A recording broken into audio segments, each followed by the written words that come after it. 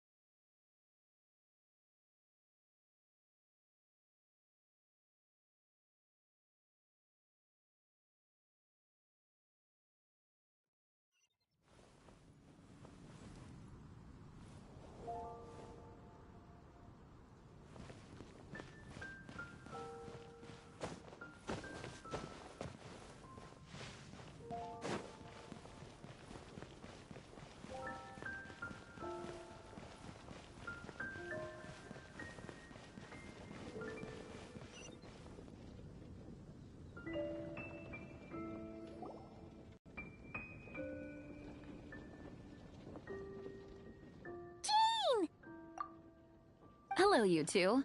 I'm glad you got my letter. Duran's awake and waiting on the bench over there. I'm here if you need help. Just give me a shout.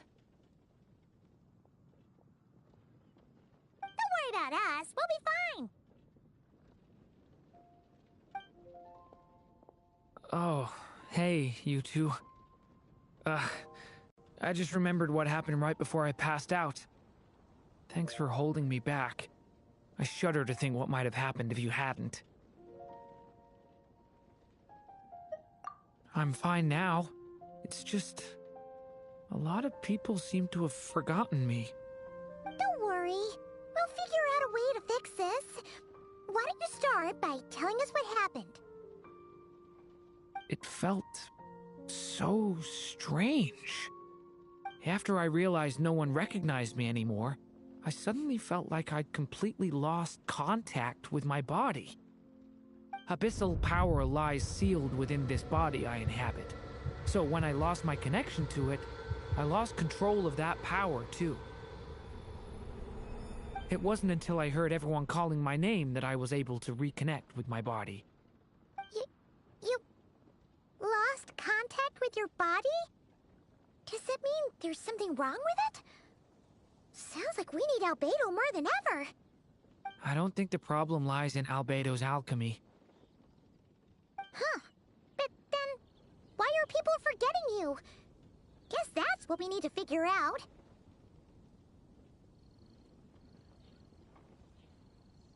That means we need Alice for sure. But it's been ages and she still hasn't been in contact.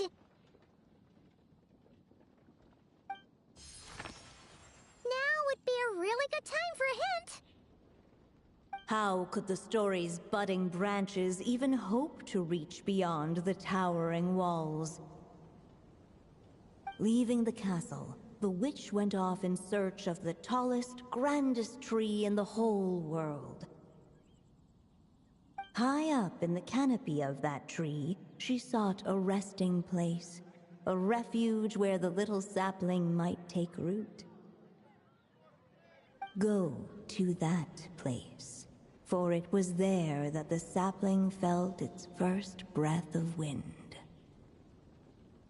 Huh? Was that another clue? Does that mean the story isn't over yet? Leaving the castle. It just occurred to me. If this story is all about my own experiences, then wouldn't what happened after I left Simulanka be part of it too? But how could she possibly know exactly what would happen? And even if she did, how could we know when the story was complete? Yeah. Since we can't reach Alice right now, we'll just have to get to the bottom of this ourselves. But first, we gotta figure out where this riddle wants us to go. The tallest, grandest tree in the whole wide world. Huh. The only place that ever gave me that feeling was the one I ended up in right after leaving Simulanka. They had great coffee there, too. And so many books you'd never run out of things to read. Think about it. Our search in Mondstadt began in a library, right? Well, Sumeru City's got one of those, too. And it's absolutely huge. What do you say? Should we try looking there? Huh. That does kind of make sense. And it's not like Paimon's got a better idea. Alright, let's just give Jean and the others a heads up first. Well, it sounds like you've got a plan, so I won't interfere. All I ask is that you stay safe. Albedo won't be back for some time, and until he is, we can't know for sure how dangerous Duran might be in his current state. I'm so sorry about what happened before.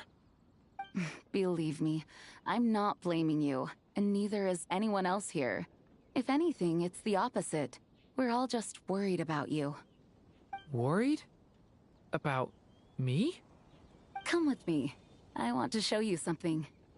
As soon as they heard you were awake, they all hurried over to see how you were doing. You all came to see me? A little birdie told me you're working on finishing a storybook. So maybe all those people losing their memories is just a plot twist, waiting to be resolved.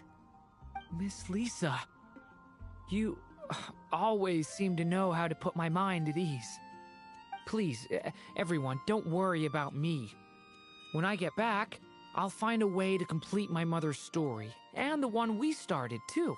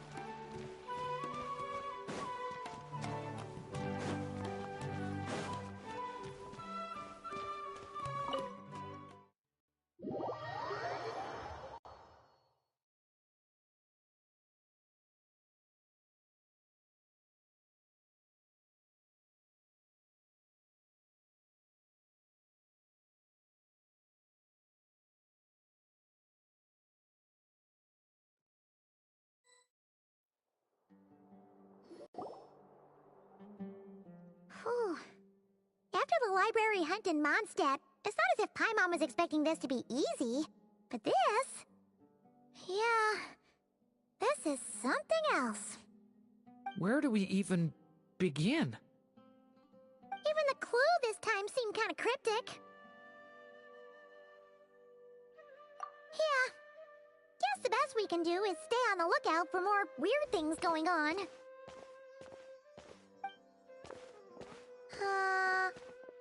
Huh? Sorry, what was that? I'm here to return Volume 5. According to the catalog, Volume 5 of this series is not available for loan. I can't accept the return of a book that was never checked out in the first place. Let me put it this way. My copy is complete. Yours, on the other hand, is missing large amounts of content. So you should swap it for mine instead. Sir, you have to understand. Managing a library is a serious business, and we have protocols in place for this kind of thing. I can't just replace an important volume in our collection based on nothing more than your word. Hey, look what the Wandering Tom dragged in. Oh, it's you. And, what is it you're doing here? I'm a traveling scholar, as you know. Isn't a library the most natural place for me to be? Well, the last time we saw you was all the way in Notcry. Paimon just didn't expect to suddenly see you in Sumeru, that's all. There were some things I needed to come back and take care of. Some documents had gone missing, so I tracked them down, restored them to their original condition. And now, I'm here to return them. And considering what I'm planning to do next, it feels like a weight off my shoulders. What's going on with you, huh? You look like a kicked puppy. Hat guy. Ah, at least you haven't forgotten about me. What's that supposed to mean?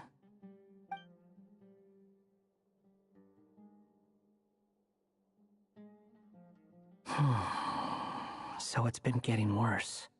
Sounds like you know something we don't. After he left Simulanka, he spent some time traveling Sumeru with me.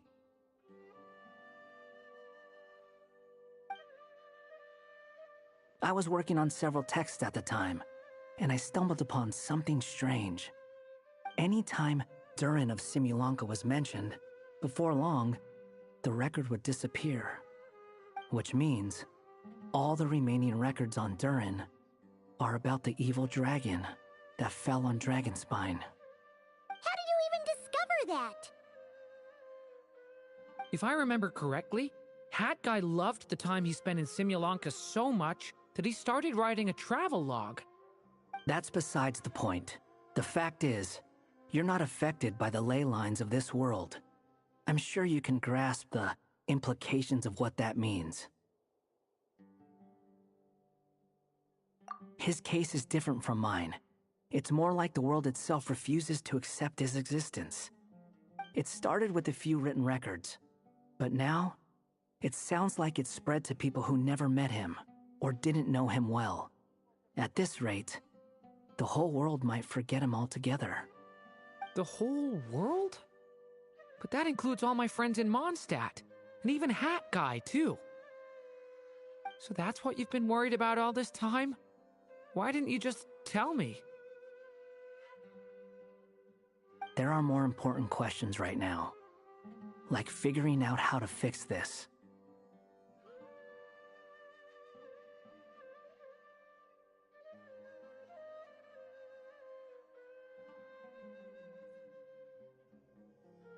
That mage clearly cared a lot about her child. She left that book behind for a reason. If you want answers, isn't that the place to find them? You think that didn't occur to us already? Problem is, we need to find the memory that unlocks the next chapter first. Mind if I take a look? I just want to know what secrets this book is hiding. Besides, I've run into a bit of red tape, so I've got time. Of course. Be my guest. So, the memory we've been looking for was about you? All along?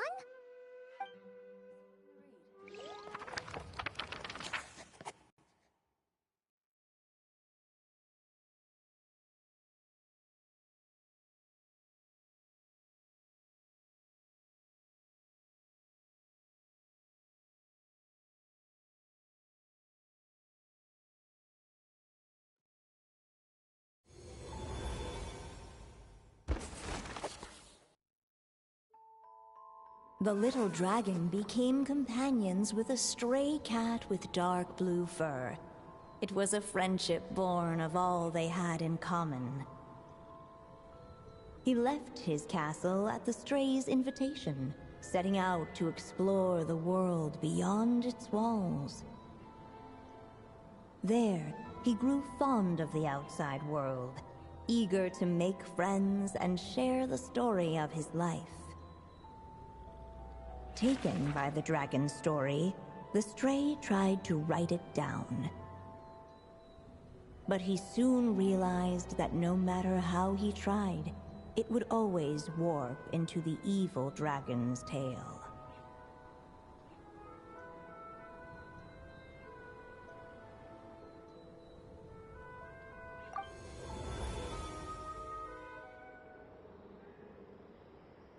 So, this is the world where this chapter takes place?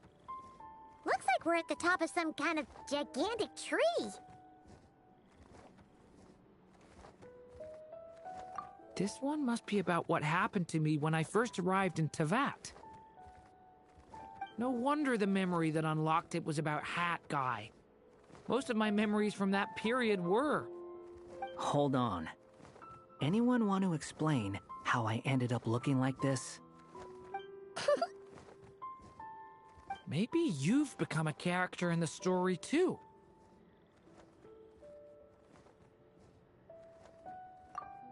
You see me as a stray cat? A wandering Tom, to be exact. You should count yourself lucky. Of all Durin's friends, your character is by far the most memorable. Maybe it's because I've known Hat Guy for longer, so my impression of him is more vivid than the others. Vivid? Then how come you haven't changed one bit? Guess that means the impression the Traveler left was so vivid, it didn't need changing.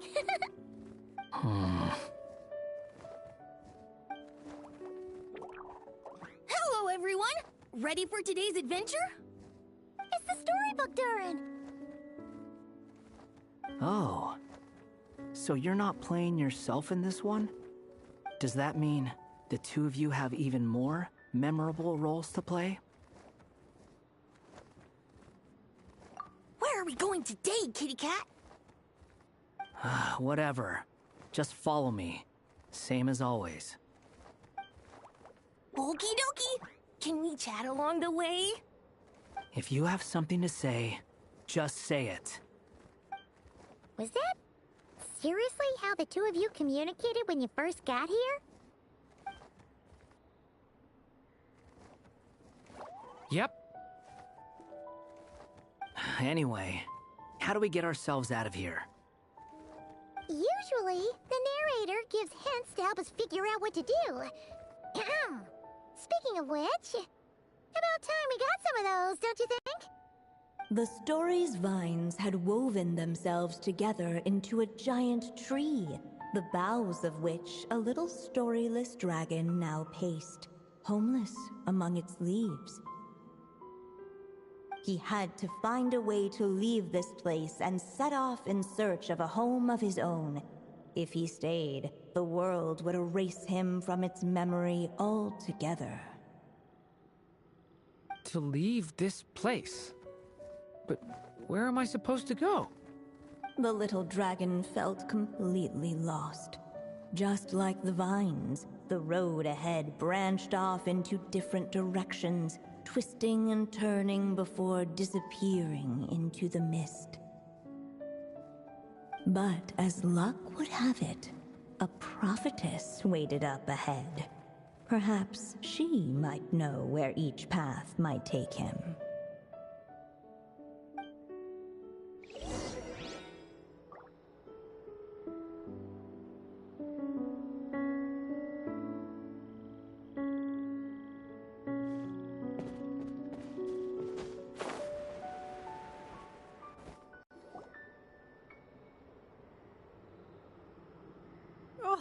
You must be the little lost dragon.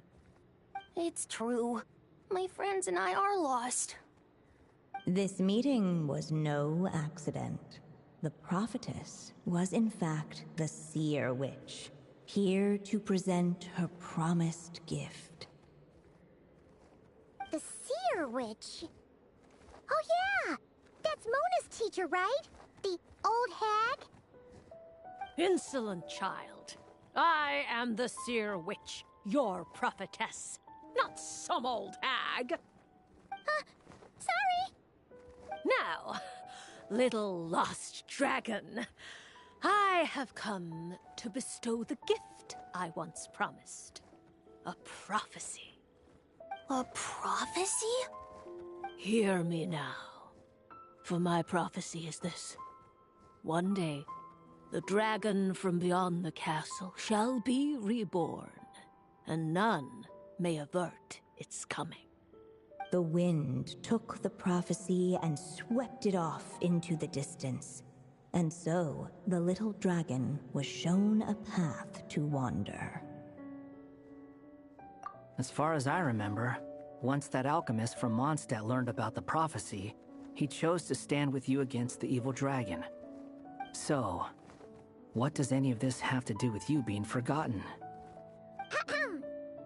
Oh, wise witch of prophecy! Could we trouble you with another question? As enigmatic as she was elegant, the seer witch spoke no more, for her thoughts had long since returned to the starry firmament above. Ugh, just when we actually needed her. The seer witch was my mother's friend, so the prophecy she just gave should turn out to be helpful. Well, it's not like we've got better options. But, if all we need to do is leave this place, which path should we take? Why don't we take a look around?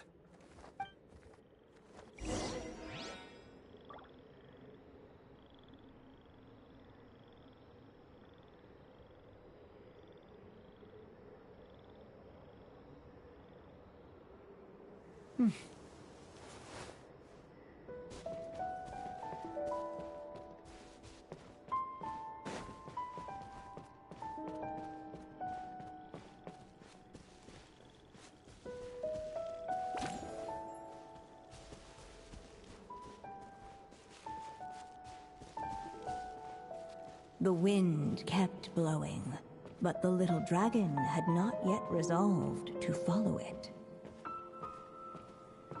Before him lay a foggy path, and where it might lead he could not tell.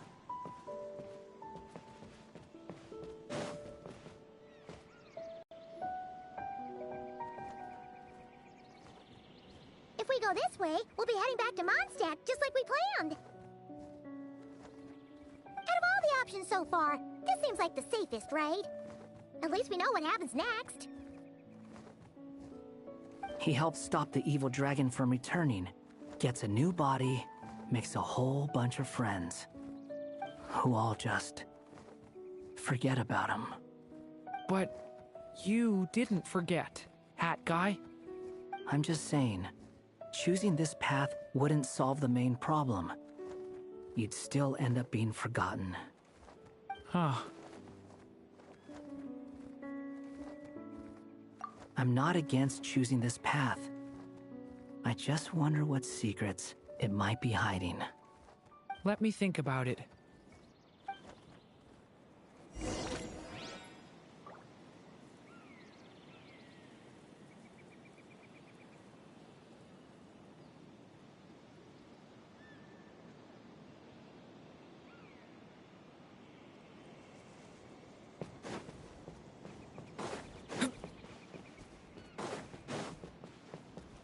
I still think you should keep going, little dragon.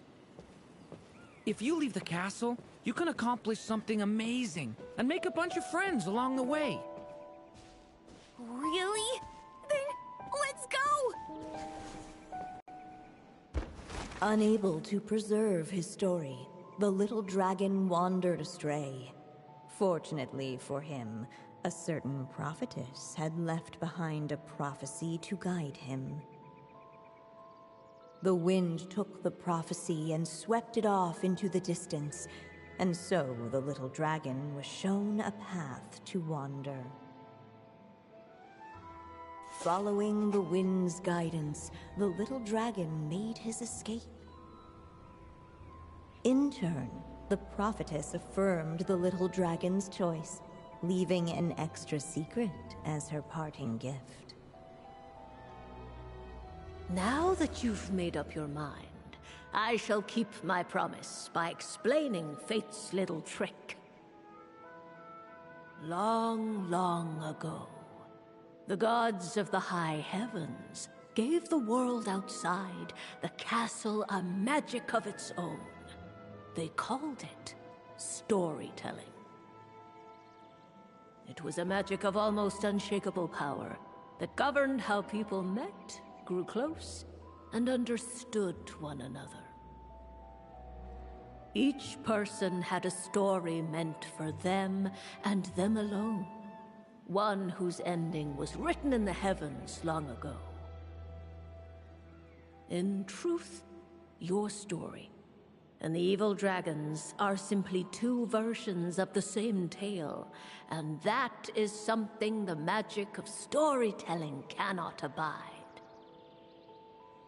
Beyond the castle's walls, your story cannot take root, for the evil dragon's tale has done so already.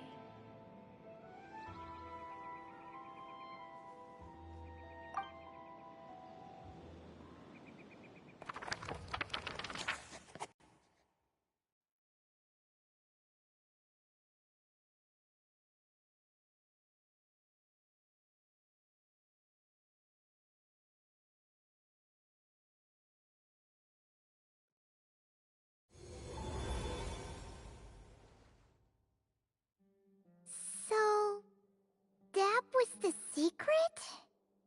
Huh. But, what does that mean? You still don't get it? Simulangadurin and Tvatdurin share a special kind of connection. Their fates are mirror images of one another. While they were in two separate worlds, there may have been some mutual influence, but their fates were independent. But when Simulangadurin came to Tvat, a version of his fate already existed there. So, how can two fates exist at the same time? The answer is, they can't. The rules of this world don't allow it. You can't return a book you never checked out in the first place. So, what's Durin supposed to do? Those mages seem to have come up with quite the ingenious solution.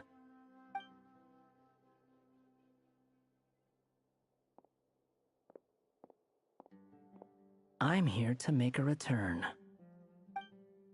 As I said, there's no record of Volume 5 of this series ever being checked out. Then just think of this as Volume 6. Based on what I know, the author was planning on publishing another volume anyway. The catalog does have a slot reserved for Volume 6, so this is it? Sure, let's go with that. All you need to know is, I'll be the one writing this series from now on. You... What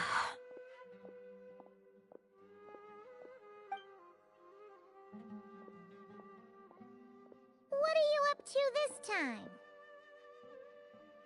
Remember the red tape I mentioned before? Well, I just took care of it. Now, I guess you'll be off to see your alchemist friend? It should be pretty obvious by now.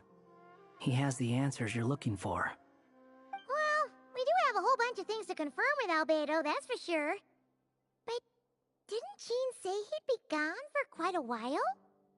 I'll join you. Just let me know when it's time to go.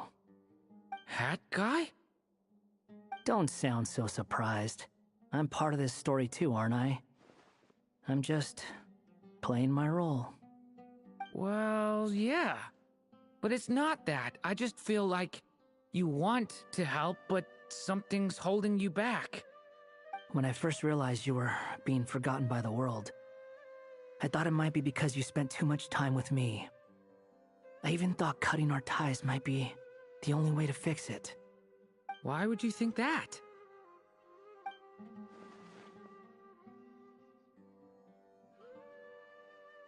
It doesn't matter now. Judging from the answer this book has given us, I was probably overthinking it. Just as well, with the ley lines rejecting him like this, the people who still remember him are his only remaining connection to this place. If that last fragile tie was broken, who can say what devastation his unbound body might unleash? And to think I'm one of the people keeping you here, instrumental in helping change your fate. Can't say I saw it coming. Well, if it's good enough for Hat Guy, it's good enough for me. After all, he is about as odd as humans get. Excuse me? With some people, even if you try asking a simple question, they'll always give you a complicated answer.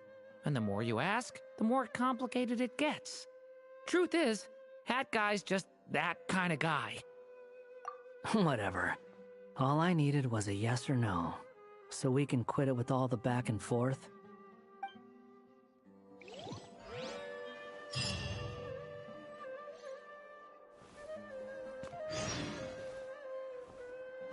Maybe I'll borrow something to read.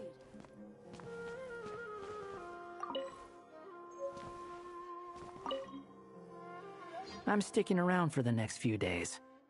So, when it's time to go, you know where to find me.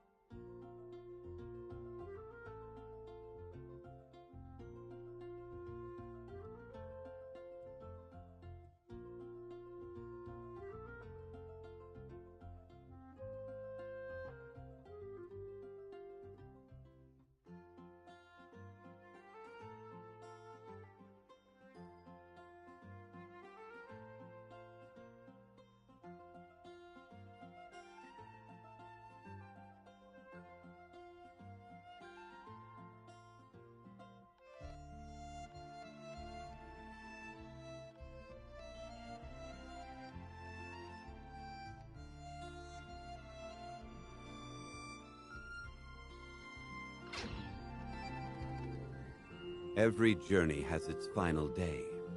Don't rush.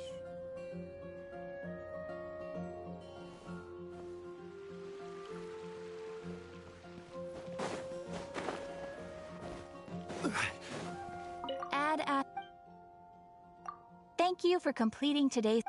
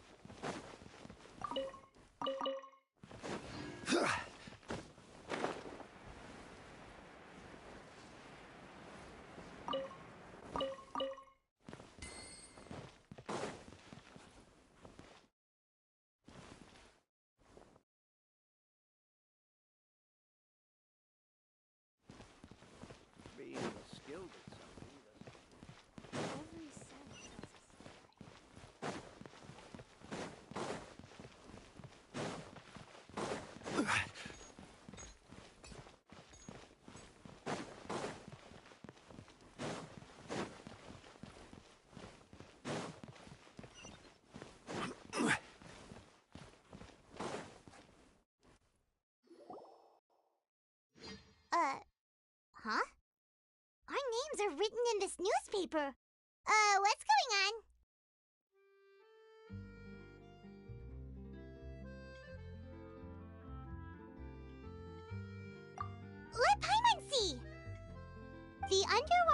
stronghold, the Fortress of Meripede, has continued in its noble autonomy, but that does not mean that others cannot interact with it. My recent attempts to enter the fortress bore little fruit. Huh. Guess Charlotte still hasn't given up on that. Thus, did an Outlander friend become the focus of this report? A blind adventurer with their white fairy, legends trailing in their wake. It is said that this mysterious traveler once visited the underwater fortress. So while the fortress's interior remains a mystery behind closed doors, do not fear, for the tales of the traveler contain surprises in spades. Journalist Charlotte's biggest scoop yet, the Traveler's Trail, World Walker. Huh. Charlotte took so many awesome photos of us and we never even noticed her. She hasn't been able to get a hold of anything at the fortress, so since we're easier to find, she's using us as the subject matter instead? Ugh, seriously? Well, fine. Those headlines and photos do look cool, so Paimon will forgive her this time.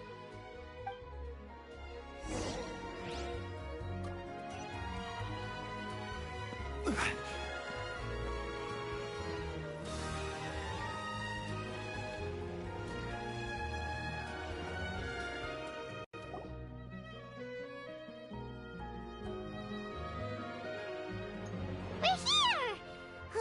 Paimon's hungry. Should we go in and get something to eat?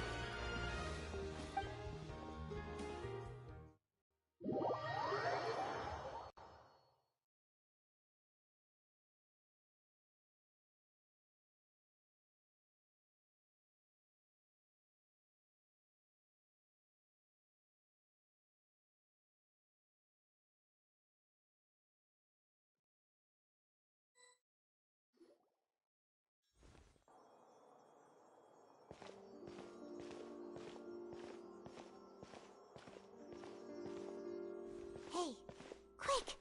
Look! That's the limited edition only 16 slices a day cake! It was so delicious the last time we tried it! Despite the tense situation we were in, let's give it another go! I'm sure it'll be great! One slice of cake, please. Someone showed up after all! Oh, wait, you're the one from the Palais Mermonia. Oh, are you here to buy cake too? It seems Monsieur Nuevillette was right. You really can eat. Wait, did he really say something like that? That's right. Even he has his own preferences when it comes to food. As for me, I love the cake and coffee here. Do you come here often? Usually every day. Every day? It's part of my daily schedule, apart from work. I shall have my cake and coffee. Then what if someone told you one day that this place would be closing soon, and you wouldn't get to eat cake here anymore? What would you think? But why would it close? Well, Paimon doesn't know either, but maybe the waters will rise tomorrow. You know, like in the prophecy. Oh, the prophecy. To be honest, I haven't paid much attention to that. No, still, even if there'd be no more cake tomorrow, that wouldn't keep me from having some today. No, it's the same for eating in general. You might not be able to eat tomorrow, but if you can do so today, then you should carry on. That's what people call living, you know. Huh. Don't be sad. Excuse me, could I have 2 more slices of cake to go? These 2 slices are for you. Sijuin said that this kind of expression you're making is what humans call being sad. Oh, you know Sijuin? I sure do. She was born before me, and she sometimes comes to the surface to teach us things about humans. She said that humans are creatures that are saddened easily, yes, and you can only lift their spirits by feeding them delicious food. So please try the cakes here. I've got something else to do, so I'll be going now. You two try to stay in a good mood after eating, all right? Bye.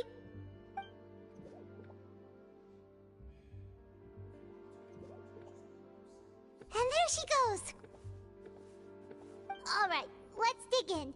I'm unsure this cake will be delicious.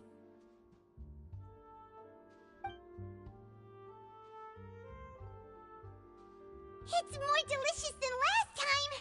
And the flavor gets even better with a sip of tea. It sure would be nice if we could come again tomorrow. Sure would be nice if we could always eat delicious food here.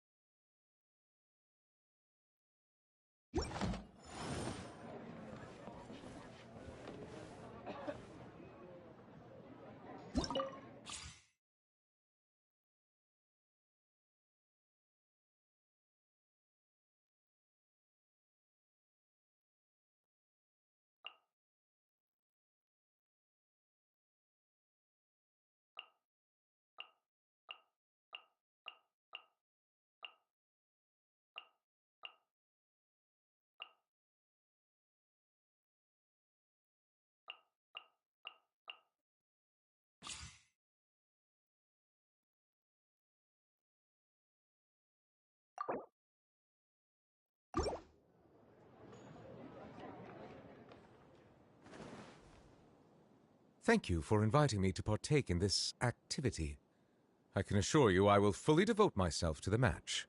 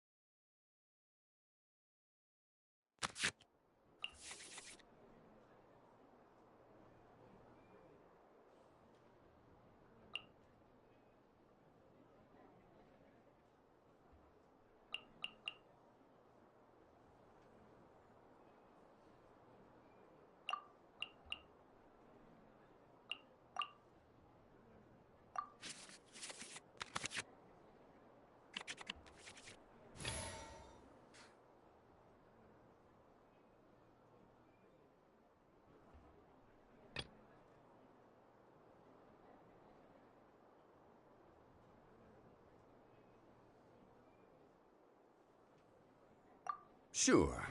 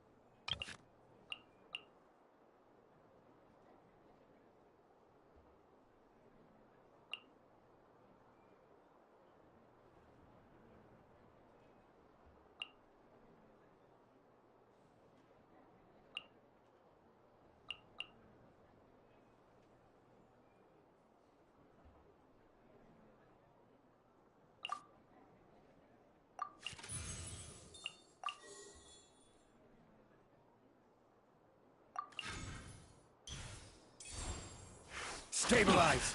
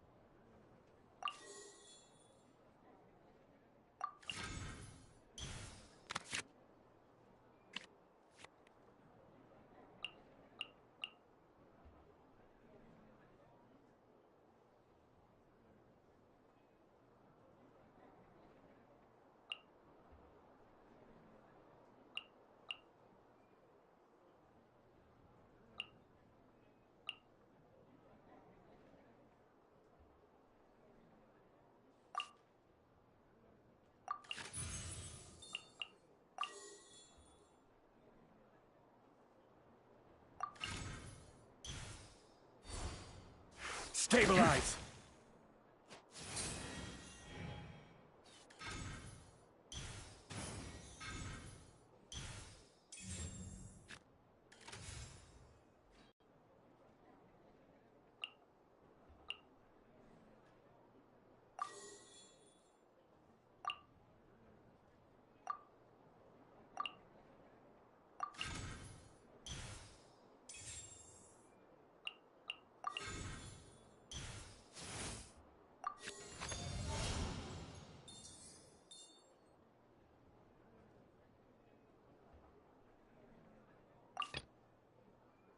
Let's finish this, swiftly.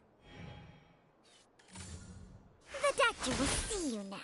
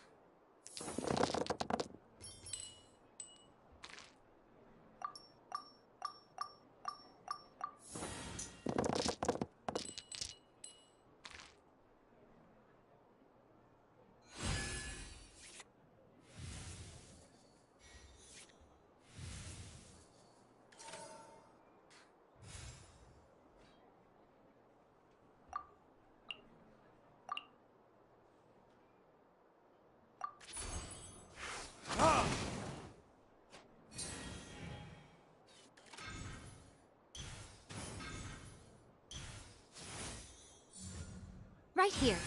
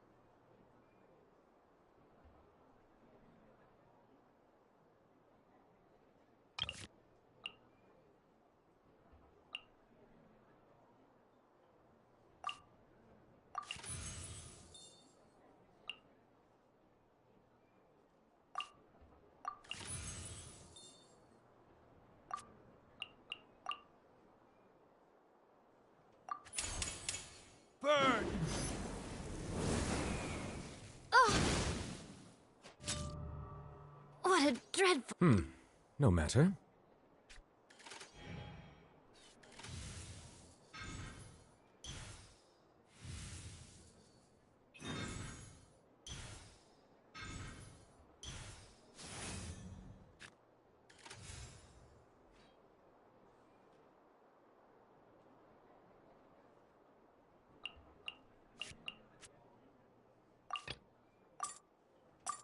A walk would be nice.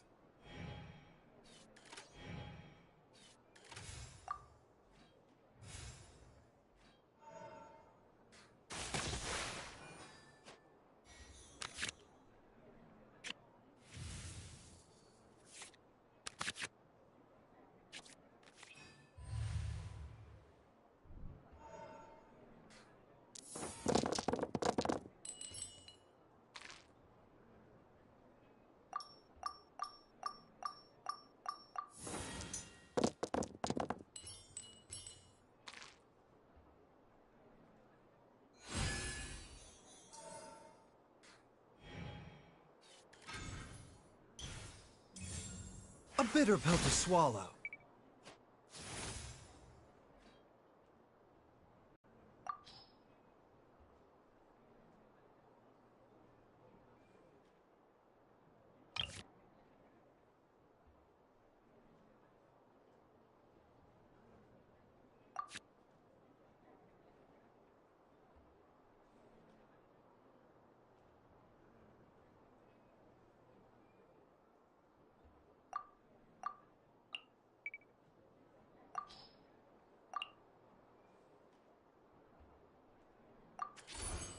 Crumble!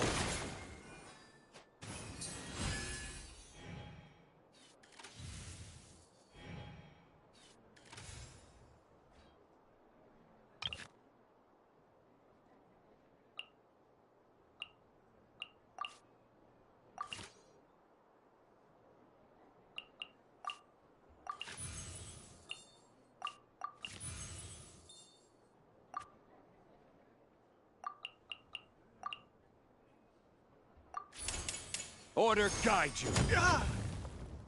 I'm sorry. Perhaps a bit more thought is in order.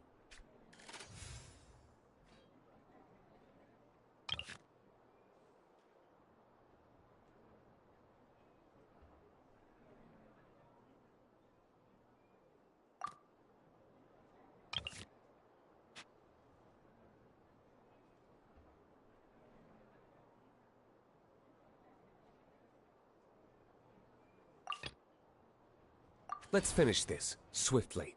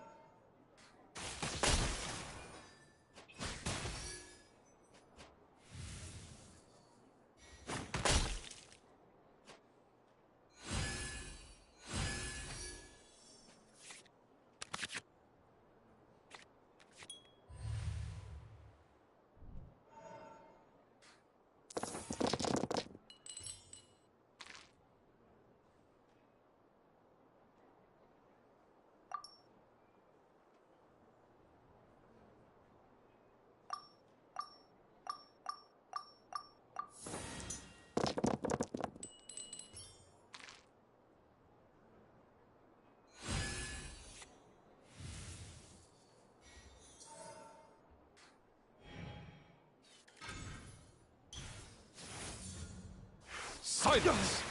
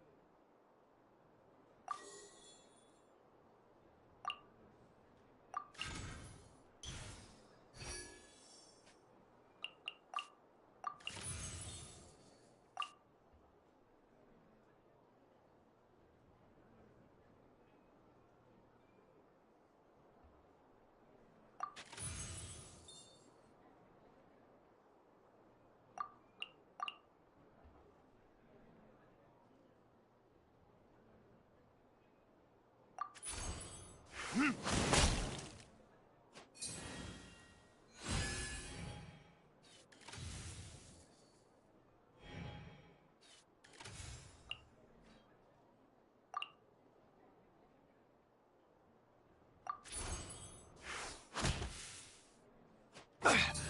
silence fills the air.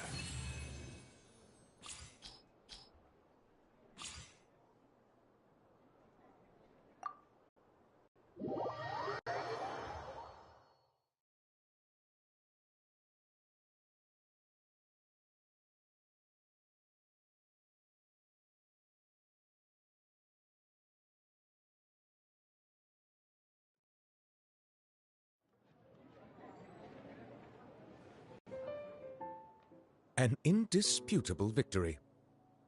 You have my congratulations.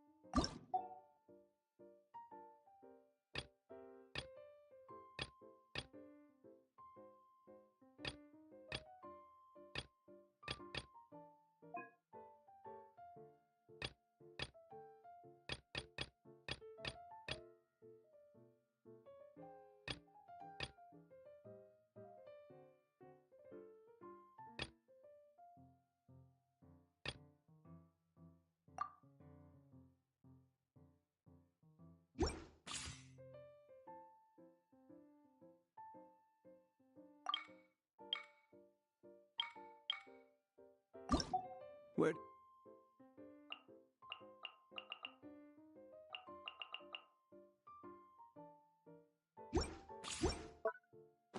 you want to go next? If you'd like to see Liyue's tourist spots.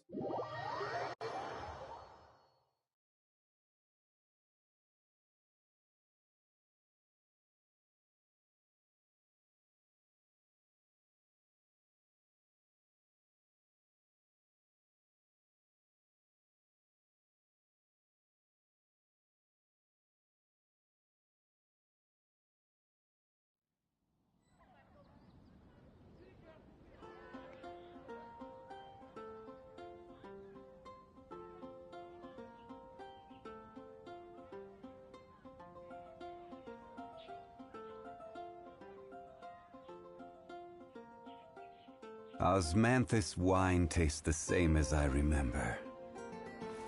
But where are those who share the memory?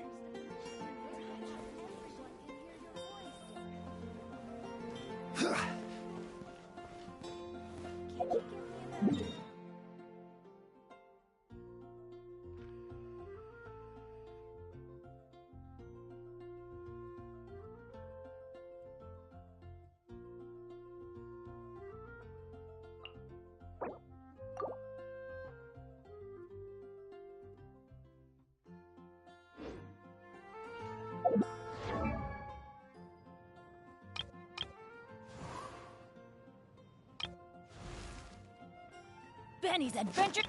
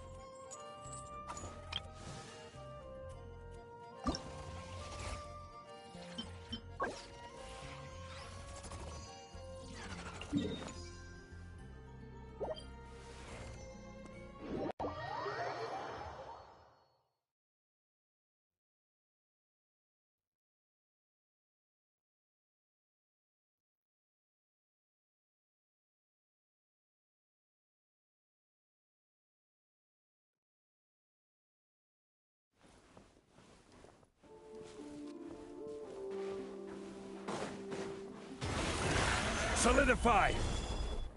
Let's light it up! Here we go! Yoo-hoo! Time to shine!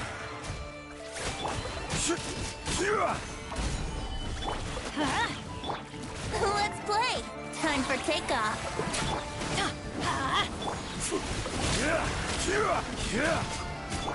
Teamwork is dreamwork! Yahoo! Order guide you! Let's play!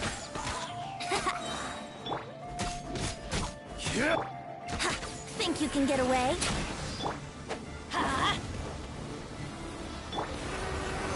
Stabilize! Shower me with praise!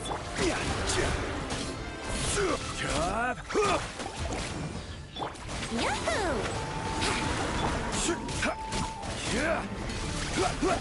Gather! Let the world collide! Here we go!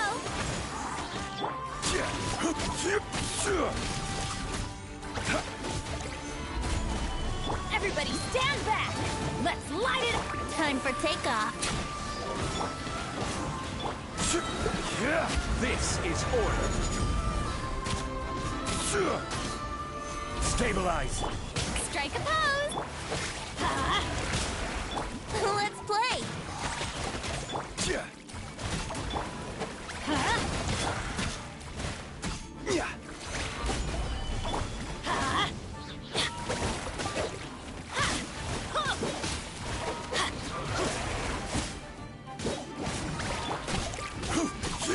I'm going in!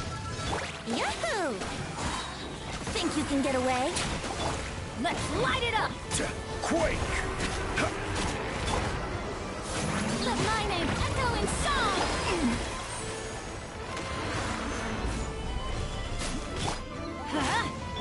Let's play!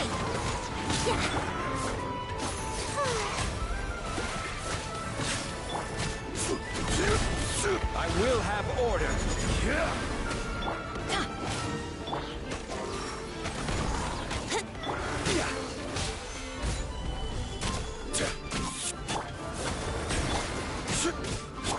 Let's light it up! Yahoo! Time for takeoff. Gather! May I present? Everybody stand back! Brace yourself. This is order! Stabilize! Here we go.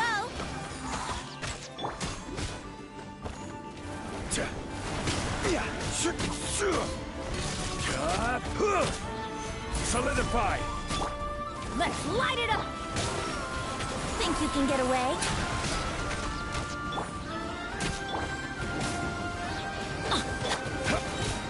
I will have order! Stabilize! Yahoo!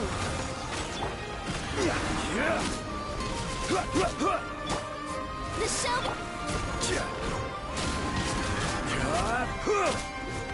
Gather! I'm going in! Here we go.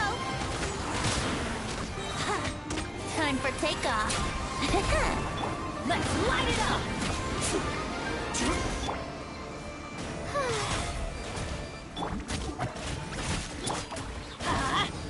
Yahoo! Stabilize! Let the world collide! Order guide you! Brace yourself. Everybody stand back! Think you can get away?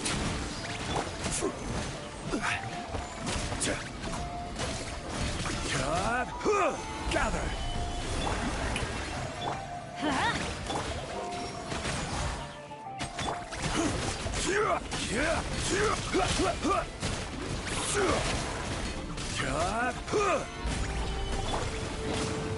Yahoo!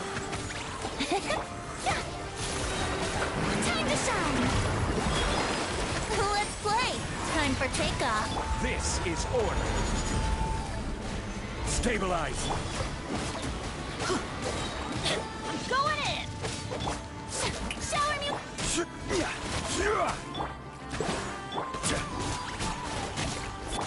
Let's light it up! Solidify! Think you can get away?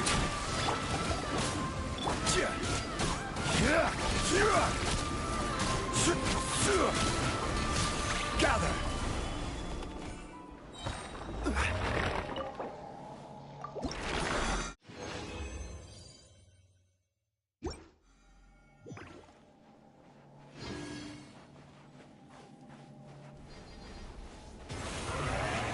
Solidify!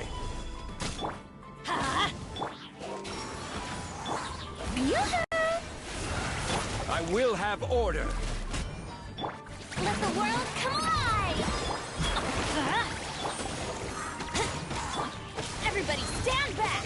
Time for takeoff. Gather!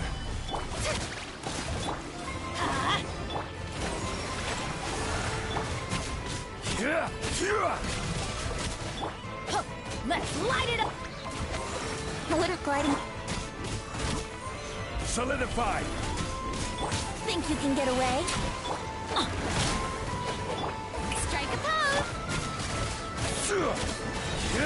This is order! Teamwork is dreamwork! Yahoo!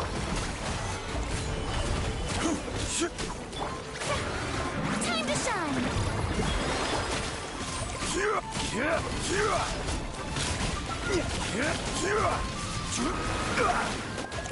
Stabilize!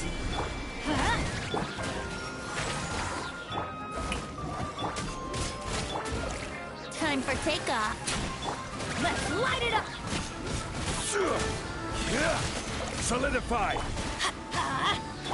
Brace yourself. I will have order! Everybody stand back! Let's play. Gather! Let's light it up! Brace yourself. Think you can get away?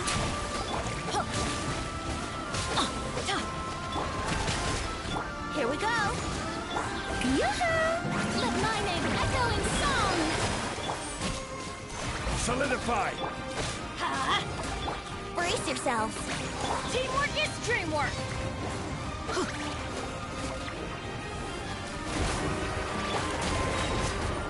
This is order! Stabilize! Time for takeoff. Yahoo! Shower me with... Here we go. Let the world collide! Let's light it up! Everybody stick... Gather! Think you can get away? Brace yourself. Yeah. Yoo-hoo! I will have order! Solidify! Let's light it up! Time for takeoff.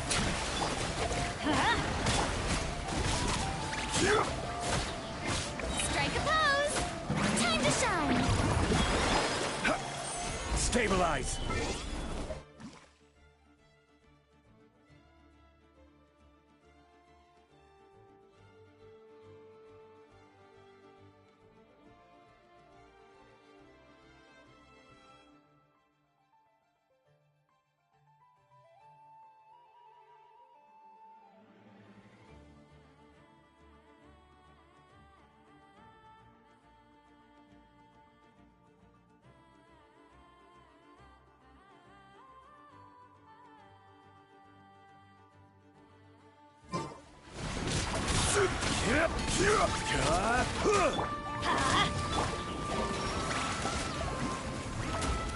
I'm going in!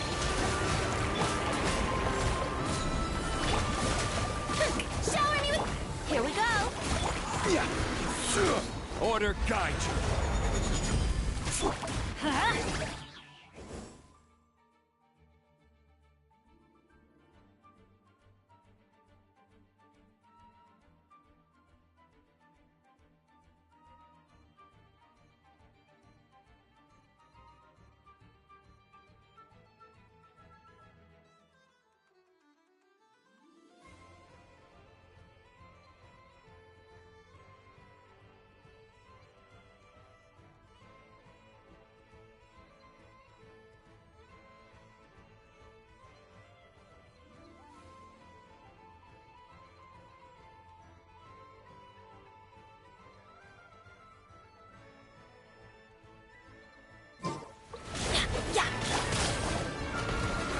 Solidify!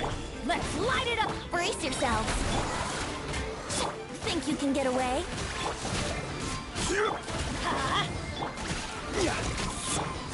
Let my name echo in song! Gather! Teamwork is dreamwork! Let's play!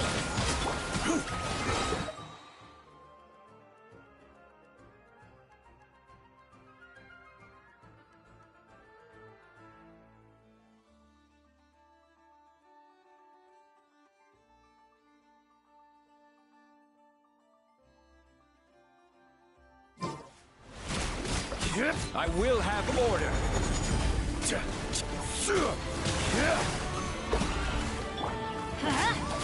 Brace yourselves! Time for takeoff!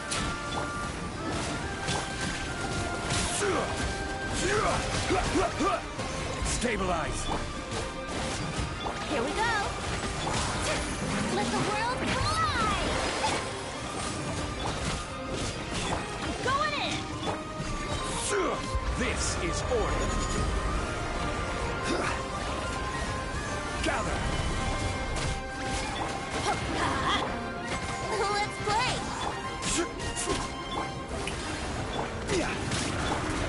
Think you can get away?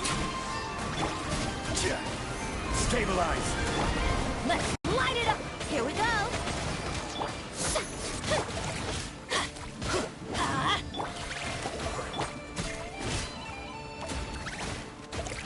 Solidify! Strike a pose! Let's light it up!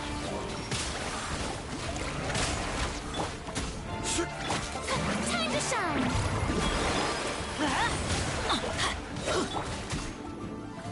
Teamwork is dreamwork! Stabilize!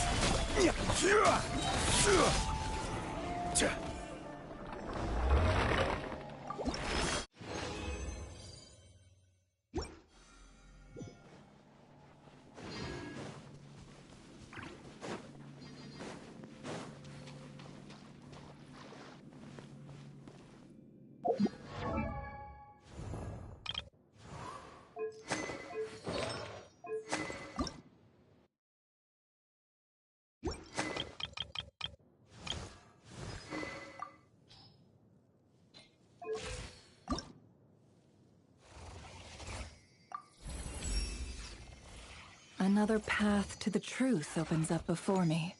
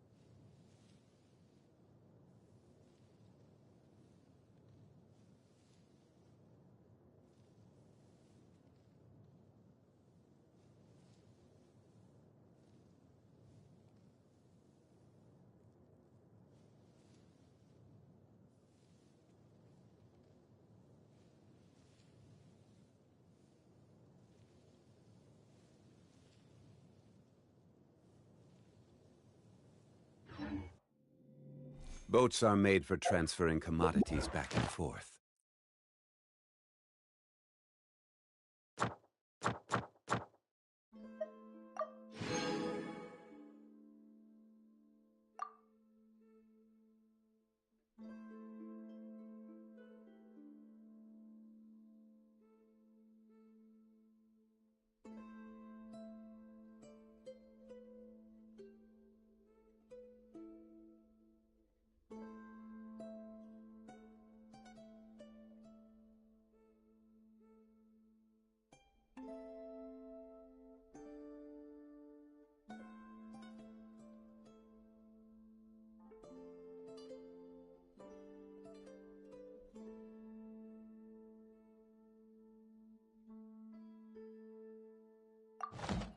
And those that come across Liyue tend to stay a while.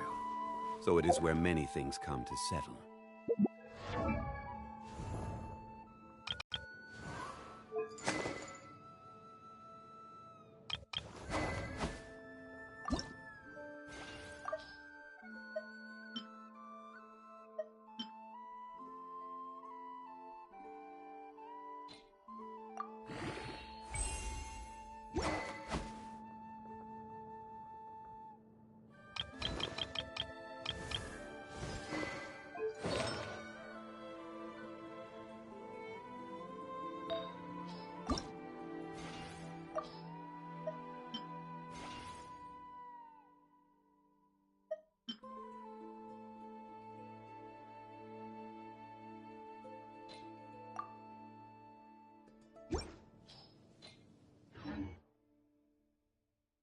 Osmanthus wine tastes the same as...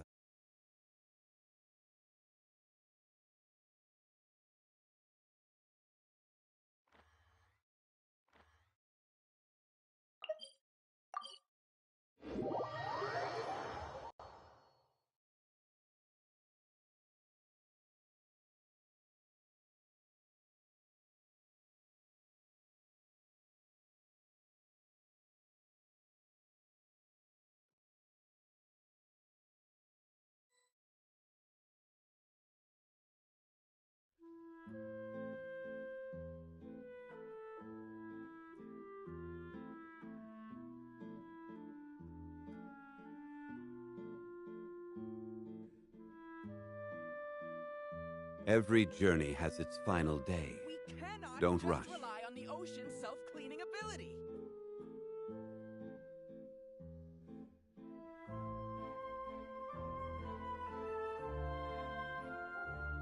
Osmanthus wine tastes the same as I remember. But where are those who share the memory?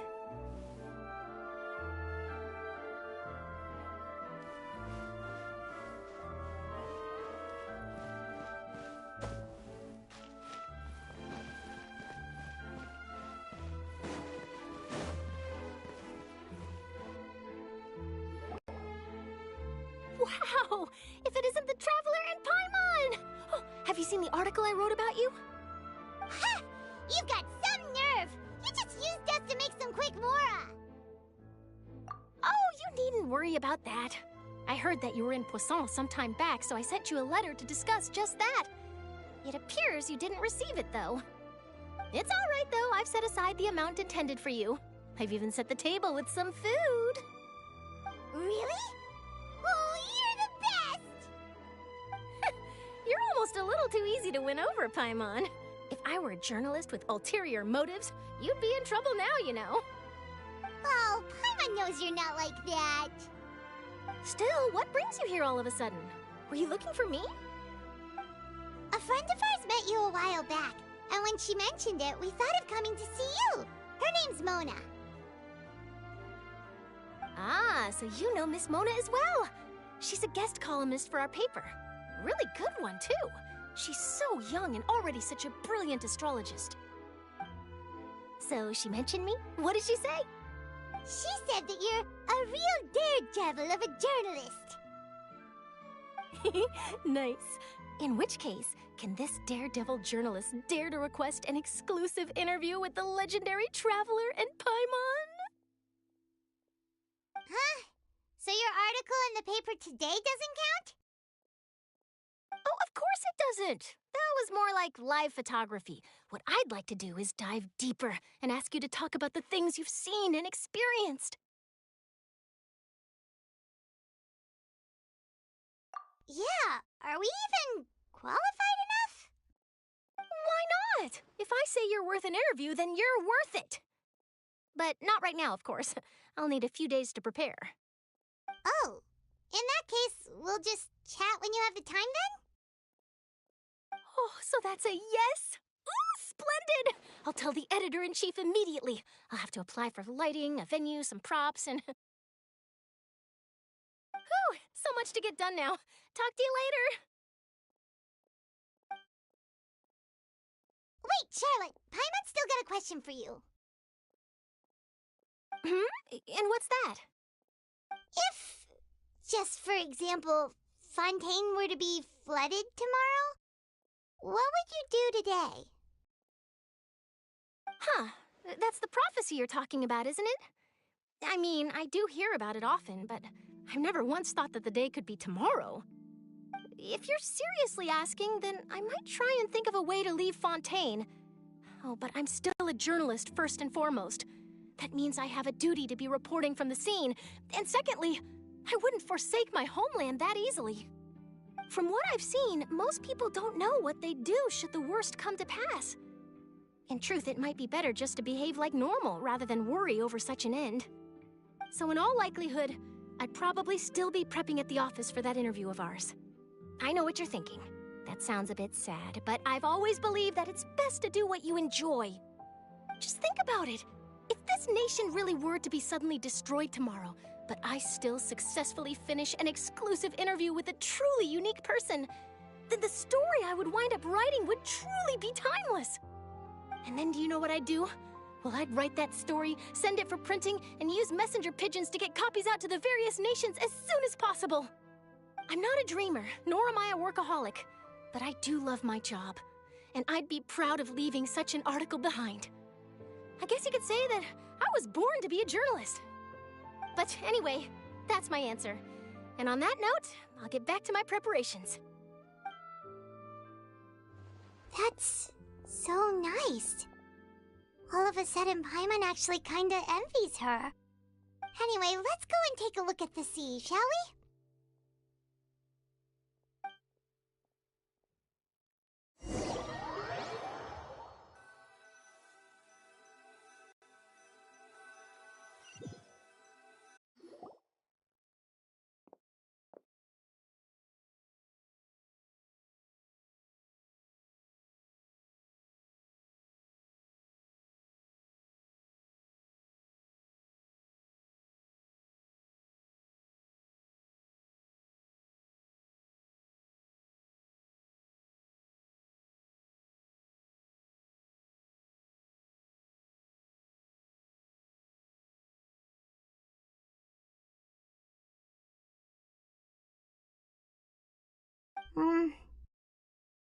Paimon's been thinking.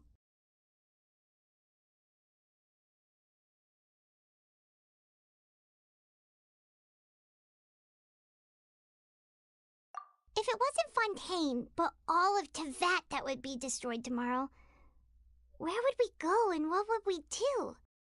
No, Paimon should ask, if you could choose, what would you like to do?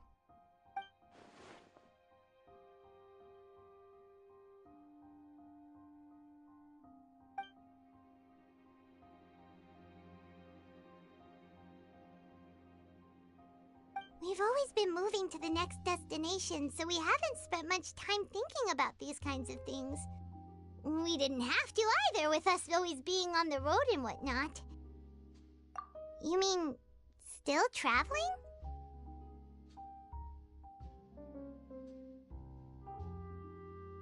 Huh. Wait, isn't that what we've always been doing?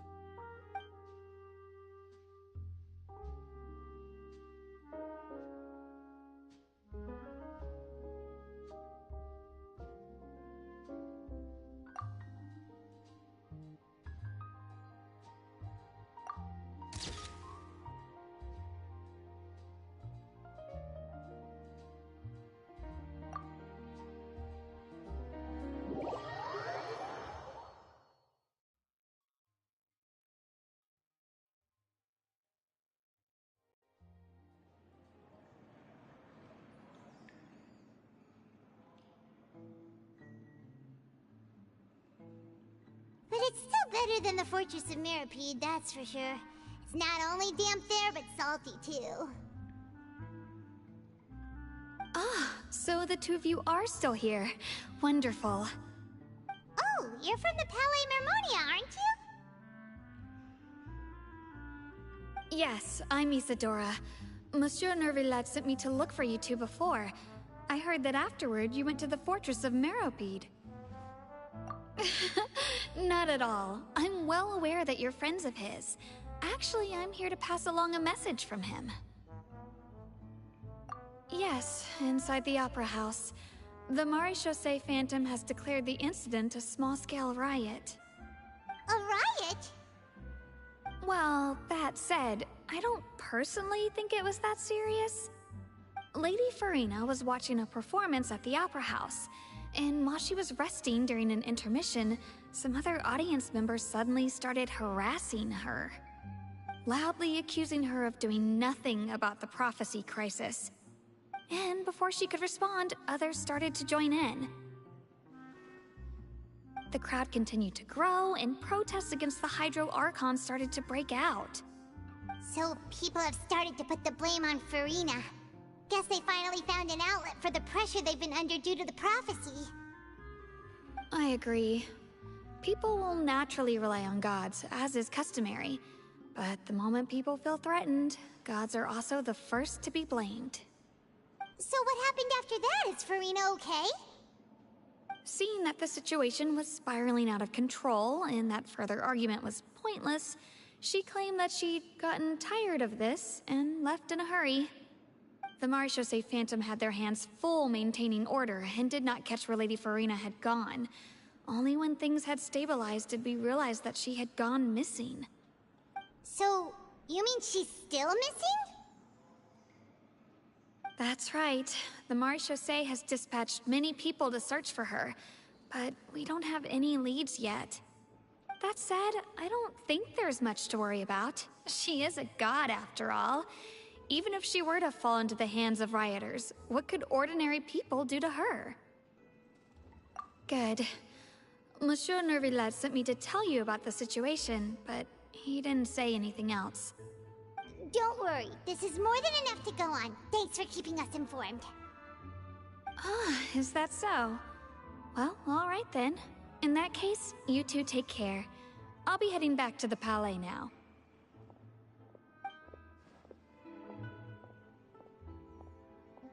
Well, sounds like we should hurry over to Poisson then.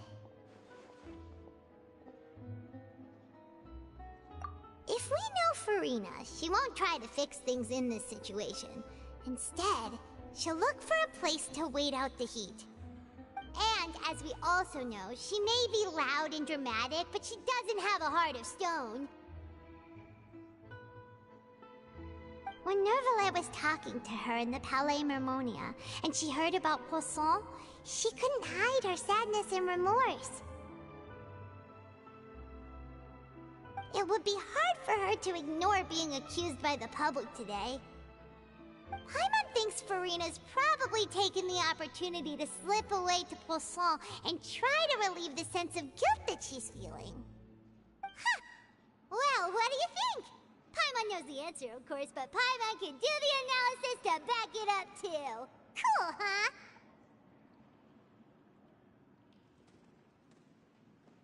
In that case, there's not a moment to lose. Poisson, here we come!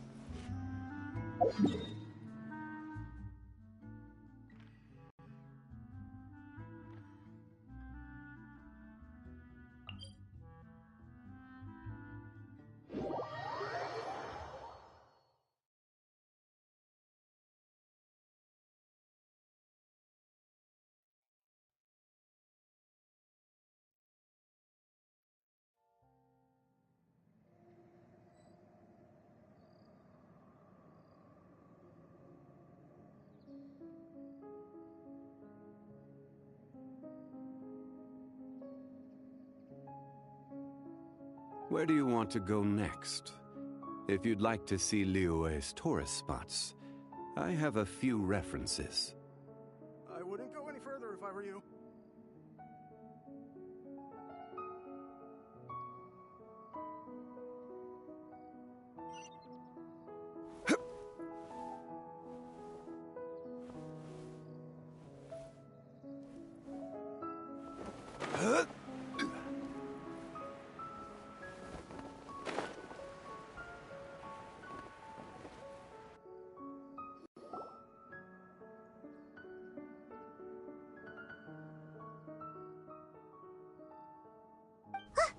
That's Farina, right over there. She really is here all on her own.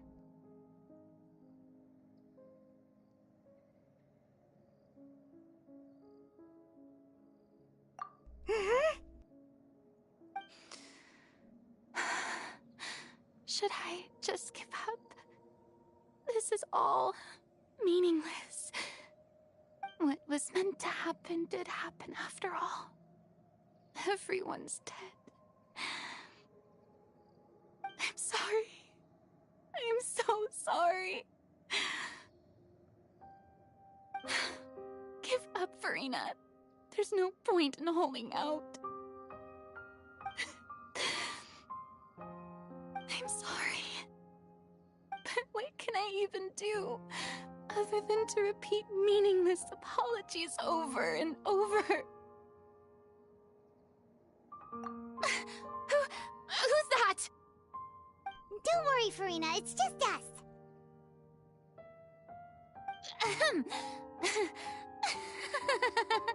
So it is you, blonde traveler from another land. Why, I almost thought you were someone from that mob of my ignorant subjects, come to kneel and beg for my forgiveness. Farina, you were crying just now, weren't you? The tear stains on your face are obvious.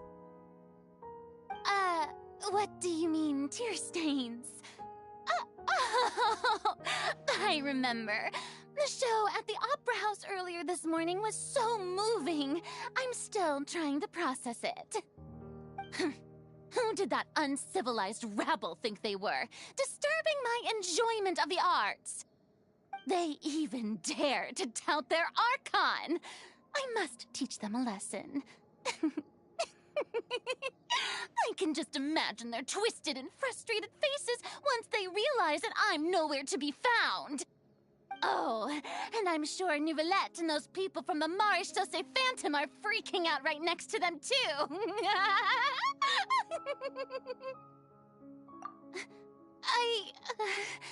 Of course not. Hey, there she is! The Hydro Archon's over there! Quick, after her!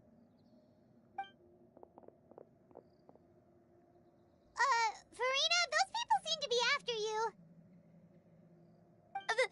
They are? They're just some rabid fans who want to cut the line because they haven't been able to meet me in person, aren't they? That's against the rules. I can't let them get their way. Farina just ran off! Quick, we have to catch up with her!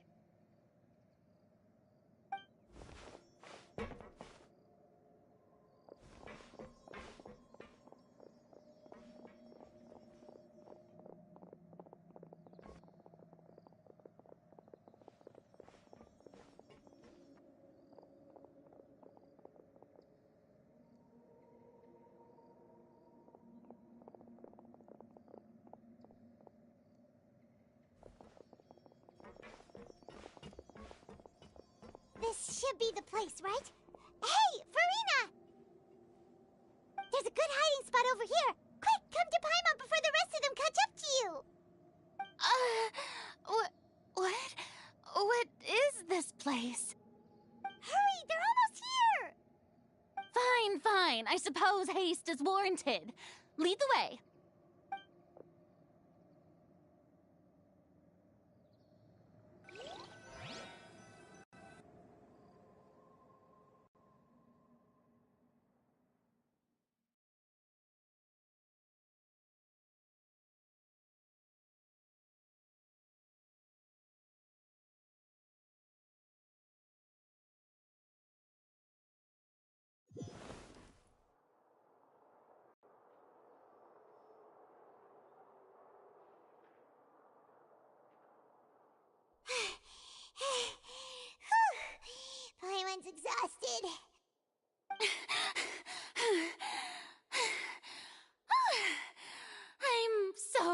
tired.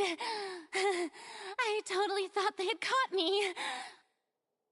No, I mean, I merely gave in to the sheer enthusiasm they displayed.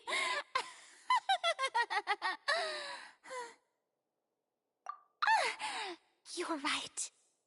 Yep, that's a good girl.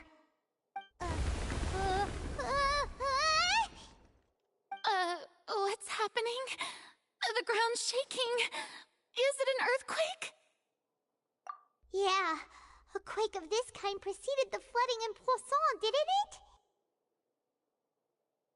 It can't be. It's happening again. Well, there's no need to worry too much about that. Neuvillette's made some emergency plans, so the evacuation should go a lot smoother this time. Yeah, I hope you're right. But the people of Poisson, they've already...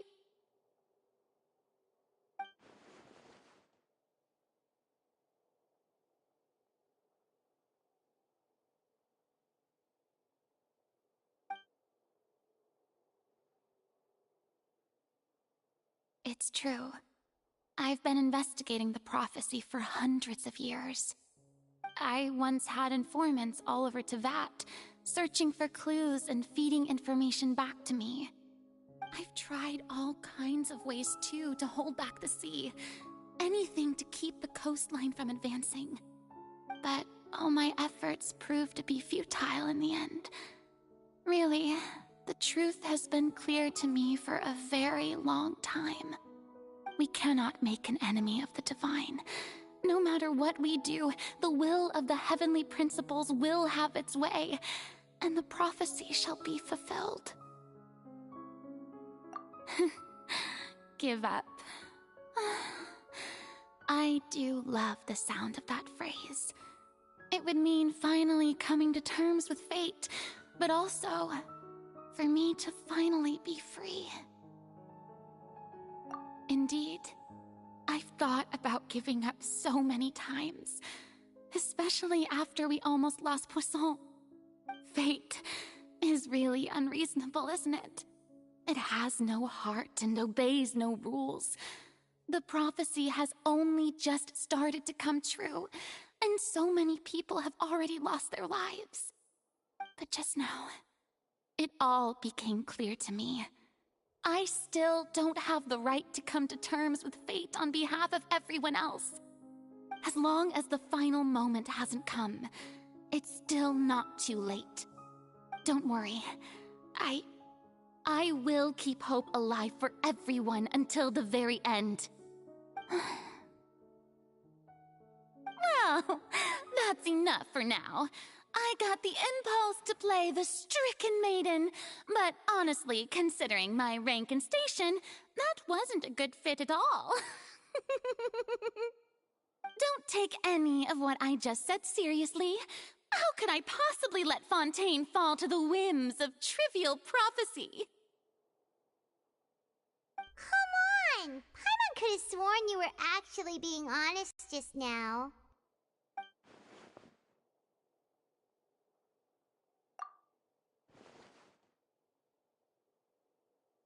Share my burden. That's impossible. It was fated right from the start that this would be my duty alone.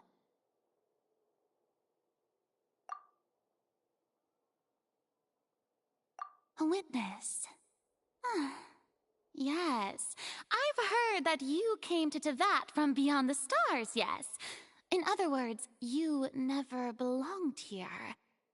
And if Tevat is, in its entirety, a show on a stage, then you're just a spectator, aren't you? If that's the case...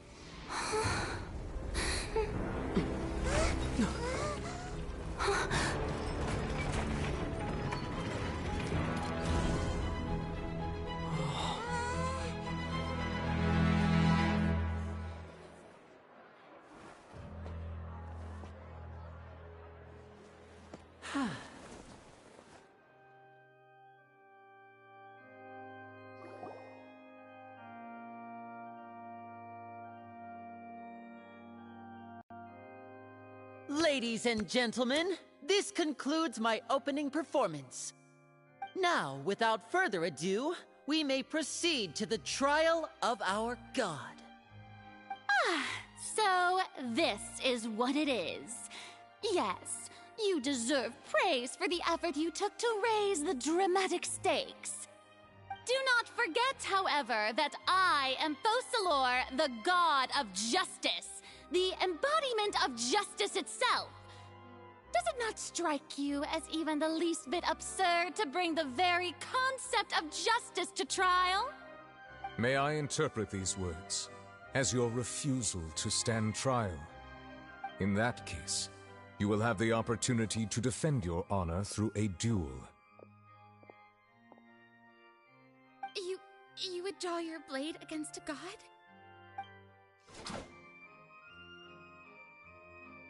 I see. It seems like you have made up your mind.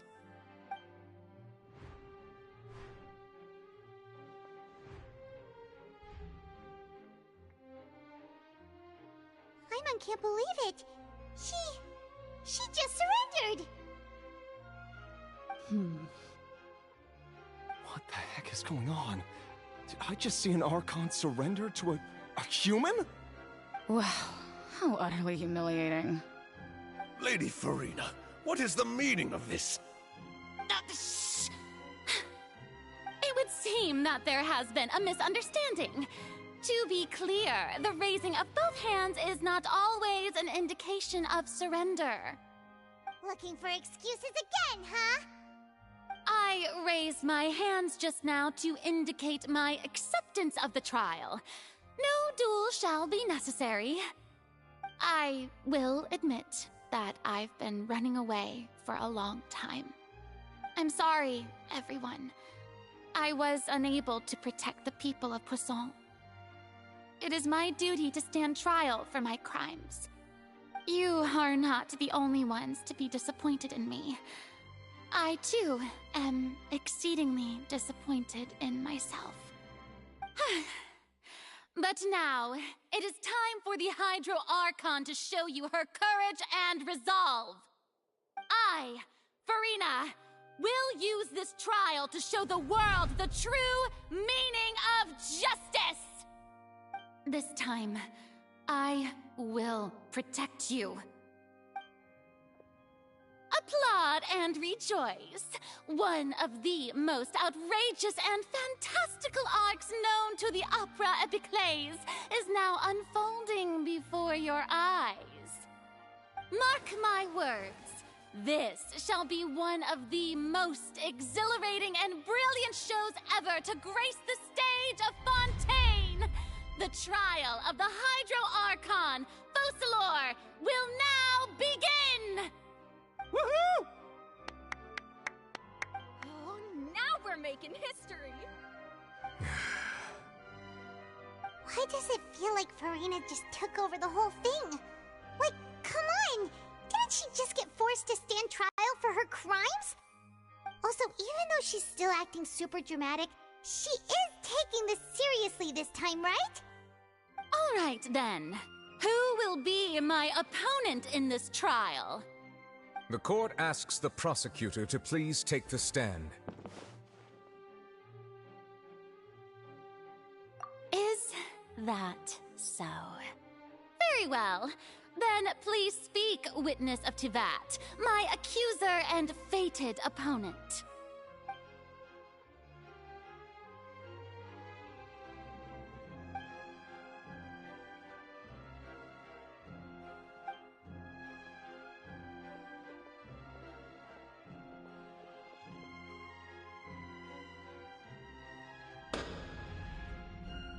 Also, please allow me to ask, as a final question before the trial begins.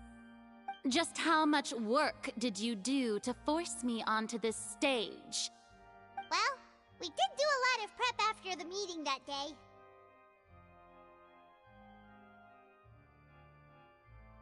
I can go over the tasks assigned to the Spina di Rosula, since they were rather straightforward and easy. Navia, the president of the Spina di Rosula. Most of the people who participated in the disturbance this morning were my subordinates. They changed into plain clothes and came to the Opera House as regular audience members, waiting for the perfect opportunity to incite insurrection against you. The people's resentment against their Archon has been building as more and more of the prophecy is fulfilled.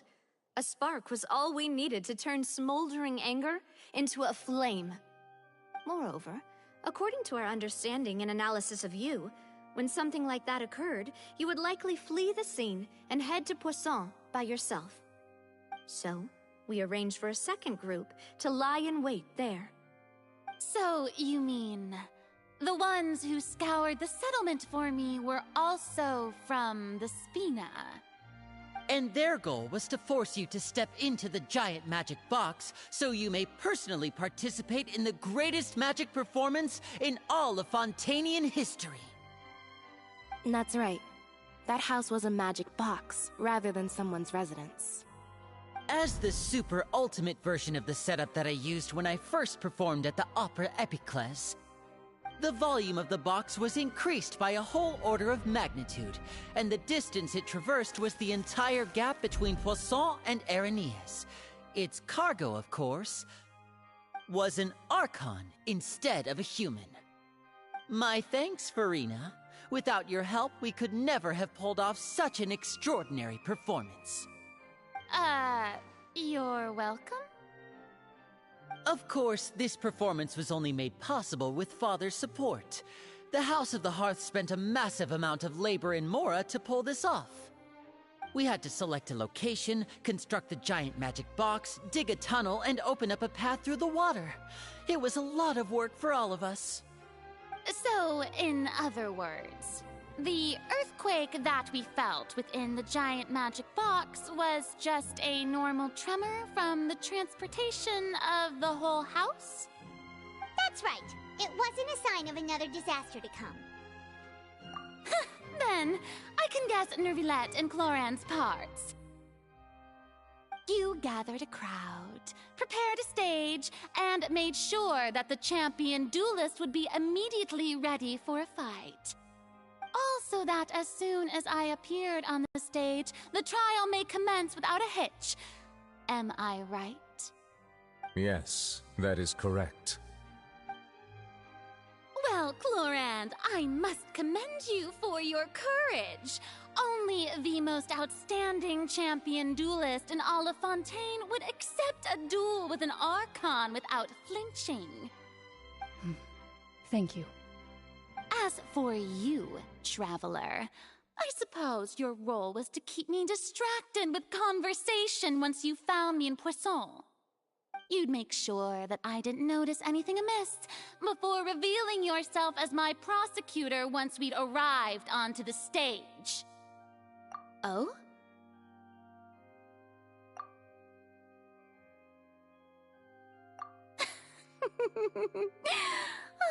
Is that so? Then I suppose I must have missed my final chance. It's fine. It matters not. What's done is done. The stage is already set, so there's no reason to disappoint the audience. Let's see this trial through to the very end.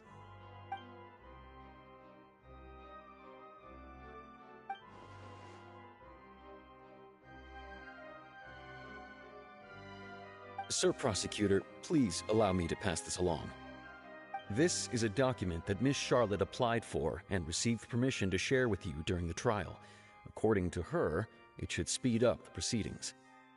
Huh? Charlotte wanted to give us something? Oh, so she's here too! Hey, Charlotte! Oh, let Paimon see. Isn't this the exclusive interview that she did with us before? So she's already finished it, huh? Wait, then that means this document is a perfect timeline of everything that's happened ever since we stepped foot in Fontaine! So in other words, we can refer to this anthology of evidence every time we want to use something from our journey as evidence for an argument! Let's quickly confirm the information in it. Just think of it as a refresher, alright? You defeated the Hydro Archon in the very first duel you took part in at the Opera House. That's one for the history books, all right.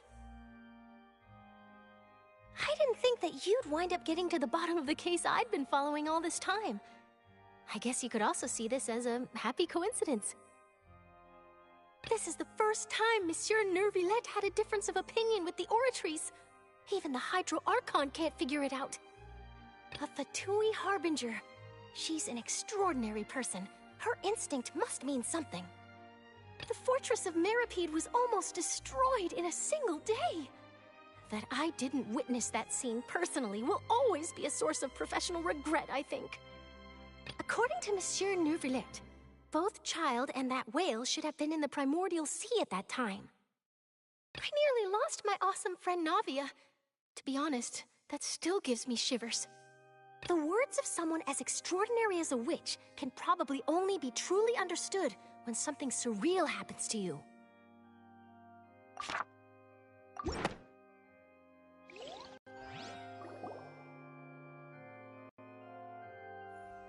The prosecution and the defense are both in position. The trial shall now begin. Oh, come on, Nuevillette. There's no need to repeat all the unimportant legalese. Just fast forward to the part where the prosecution lays out my offenses. As the defendant and the lead actress of this performance, I still haven't even been informed of my supposed guilt in all of this. Of course, it is only natural for humans to struggle to understand the actions of a god. However, you will need more than that to convict me of a crime. That's true, but my charge here is unrelated to your conduct as an Archon. Instead, I would like to charge you as a fraud who's never been the Archon in the first place. Wait, what was that? Lady Furina's a fraud? Hey, I came here thinking that we were going to try the Hydro Archon for forsaking her duty, but did I hear that right? She's not our Archon at all? Charge accepted. Lady Furina, do you plead guilty to the charge?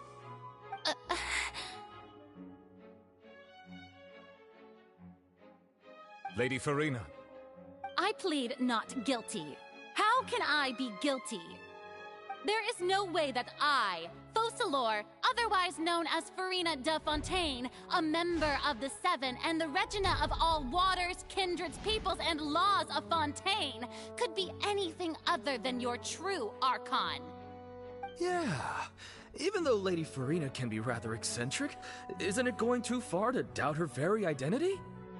Yeah, I've never questioned her identity either. Sure, Lady Furina can be super irresponsible, but what grounds does that prosecutor have to make such a huge claim? I have cause to believe that common sense will prevail in this case. Many of the members of the audience have known me as the Hydro Archon ever since they were born. There would be no fooling their memory. See? Even the Oratrice has decided to show me its favor. Are you sure you want to commit to a charge that will never be upheld? If you wish to drop the case, I can promise you as the God of Justice that you will not have to face trial for making a false accusation. We will treat everything that's happened as a dramatic spectacle and move on with our lives. What do you say to that? Huh. An argument with near impossible odds, huh? We have to not only refute Furina's claims, but also overturn the long-held beliefs of the people. Well, I tried to give you the chance to surrender. If you must persist, then let me ask. If you believe I'm not the Archon, then what manner of being do you think I am? And if I was not the Archon, then how did I manage to live for over 500 years?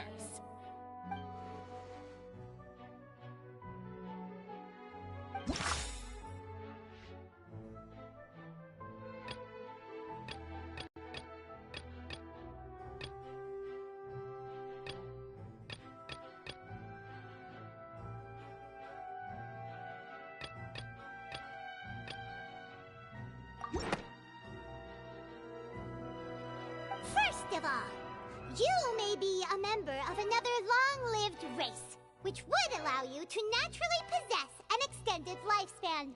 And second of all, even if that wasn't the case, there could be other ways to extend your life. Who gave you that idea? Was it the knave? You'd sink so low as to use a harbinger's words against me. A curse? I once thought it possible that the aura of an Archon might naturally resemble a type of curse. But in light of this claim, perhaps what I sensed was not your divinity, but a curse after all. Nuevillette sensed it too, huh? Lady Furina is actually a human? Well, it is true that it's extremely difficult to tell humans and gods apart just by looking at them. It's not impossible.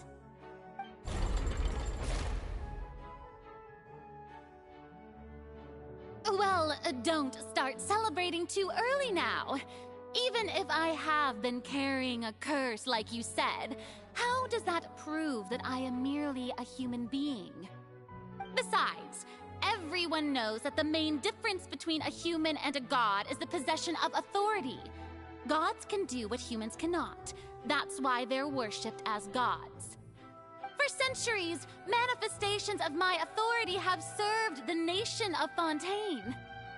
One need only to turn their eyes towards the Oratrice Mécanique d'Analyse Cardinal in this very opera house, or consider the indemnitium that is used in every aspect of life.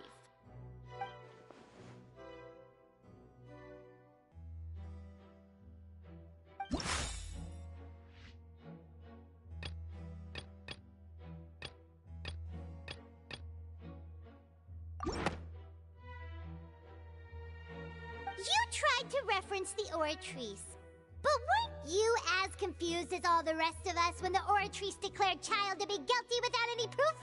Otherwise, you should have come up with a good explanation for that by now. Didn't I make myself clear at the time? The decisions of the gods are naturally difficult for humans to comprehend. There is no need to provide an explanation.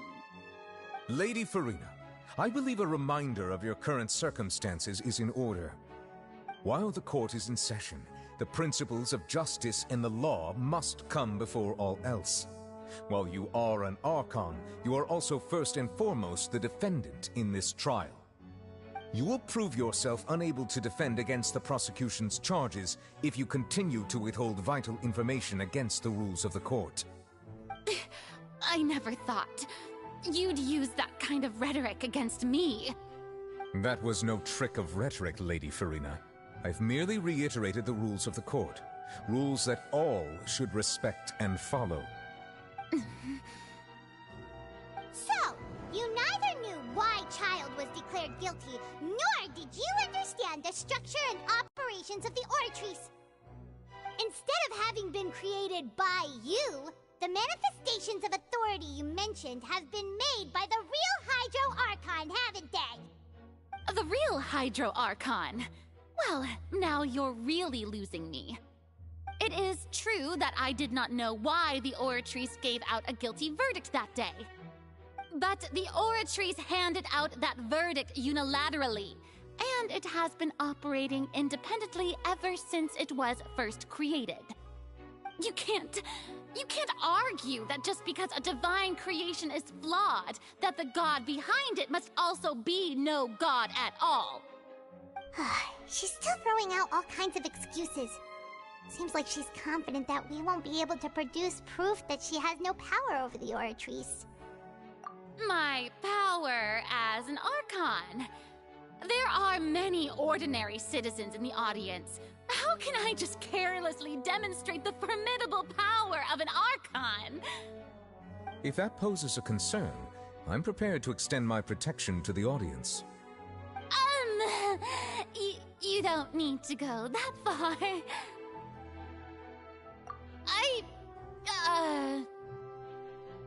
Aren't you the Hydro Archon? Or is it that you can't even wield the power of Hydro, much less the authority of a god?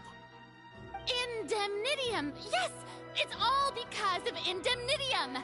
all Archons derive their power from the faith of the people, and I've converted the people's faith in justice into indemnitium. Thus did I give up all of my divine power to provide everyone with energy for their daily lives. Have you ever seen a more magnanimous god? Isn't that a huge stretch? Yeah, no matter how generous an Archon can be, how could they give up all their power? Can a god with no power even still be called a god? It seems like nobody's buying Furina's excuse. Hey, come now, everyone. Please don't stare at me as if I was a liar. I'm still the same Furina you knew, right? The one that you loved. Shouldn't you want to believe in me? Please? You've got to believe me. If what the prosecutor said is true, she really has committed a grave offense. Did she deceive all of us? And all of our parents and grandparents too? And all of our ancestors? Ever since they were born? Enough. That's enough. Tell me then, if I'm not the real Hydro Archon, then who is? If you have no evidence of another Hydro Archon's existence, nor can you find anyone who can back up their claim to be such, then what grounds have you to say that I'm not actually the real deal? Wow, she came up with yet another argument. How can we refute her now? Seems like she really doesn't want to give up.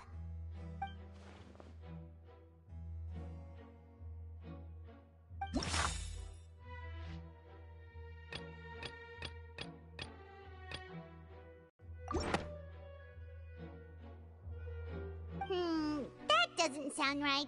Paimon doesn't think this clue can be used as compelling evidence to build our case.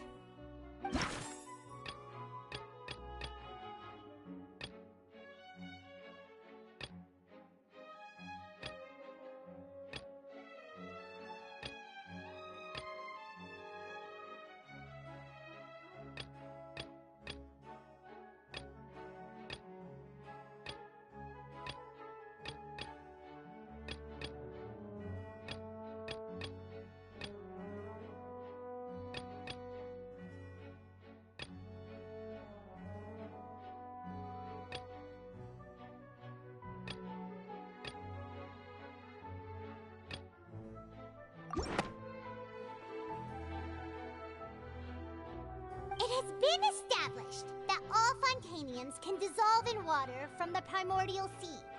And that means...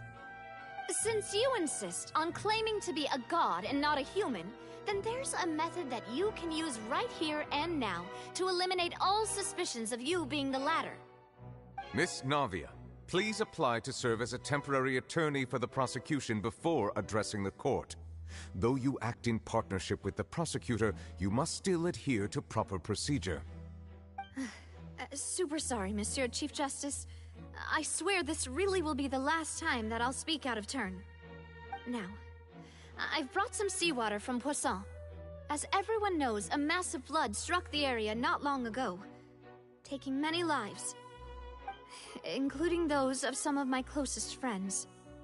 So, Miss Furina, would you dare to touch some of this seawater?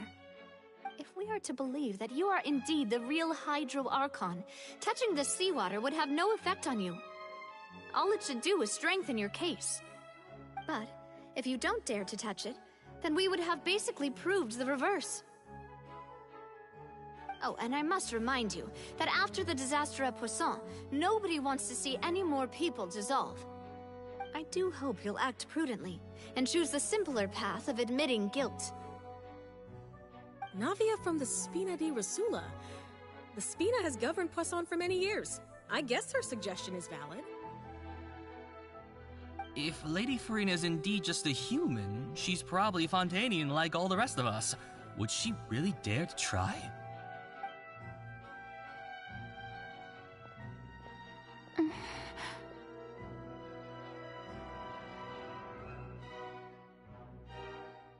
Lady Farina, this test has been unilaterally proposed by the prosecution. As it falls outside the realm of standard court proceedings, you possess the right to decline participation. Well, of course he had to tell her that. But refusing to participate is basically the same as a confession of guilt. She's just staring at the water without saying a single word. It really does seem like she's quite terrified of it. That could only mean... What's going on? Is she really planning to... that's not what we thought she would...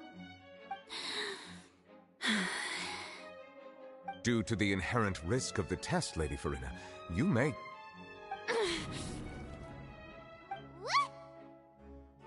Hey!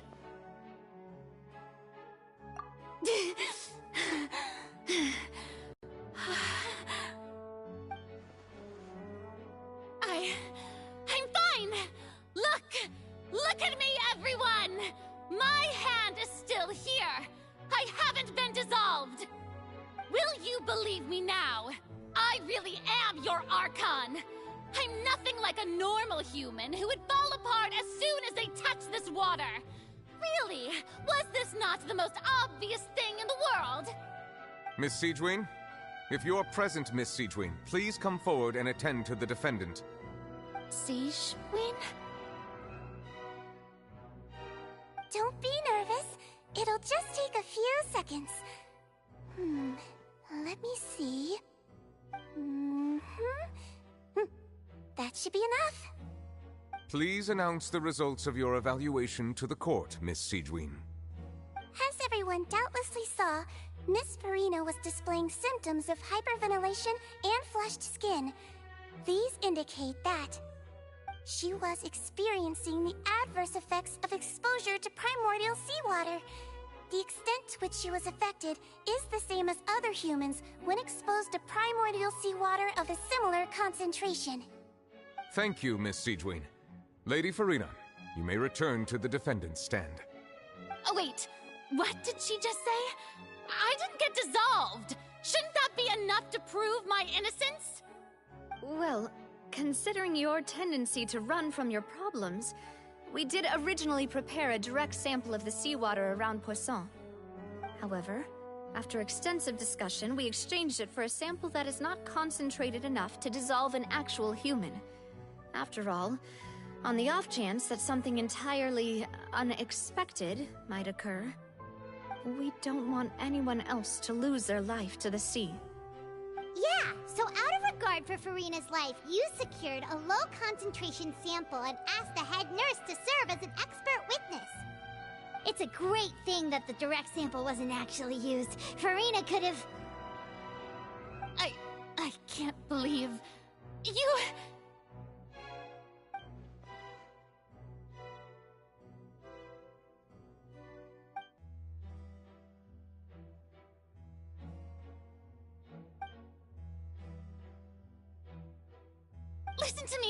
Listen to me, everyone! Please don't give me such cold and disdainful looks! What happened just now didn't prove a single thing! Think about it! How can you conclusively prove that an Archon can't also be affected by the primordial seawater? Also, if I was really just a human, why would I dare to just put my hand in that kind of water?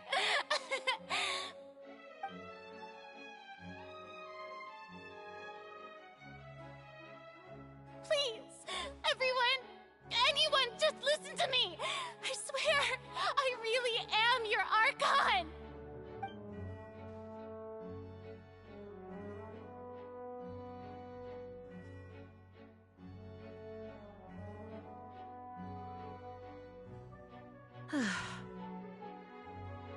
I don't think anything she says at this point will sway anyone. The odds are just too stacked against her now. With all the things that have been said, Paimon doesn't think there's any way left for Farina to win. I believe the time for arguments and presentation of evidence has come to an end. If there are no objections, we will move on to the final judgment.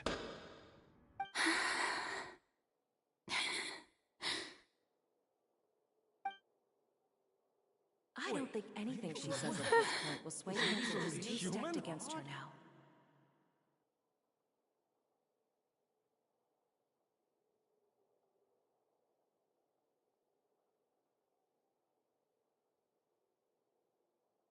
In my capacity as Chief Justice, I shall now render judgment on Furina's misrepresentation of herself as the Archon of Fontaine. As a human who knowingly deceived her fellow citizens, Furina is guilty.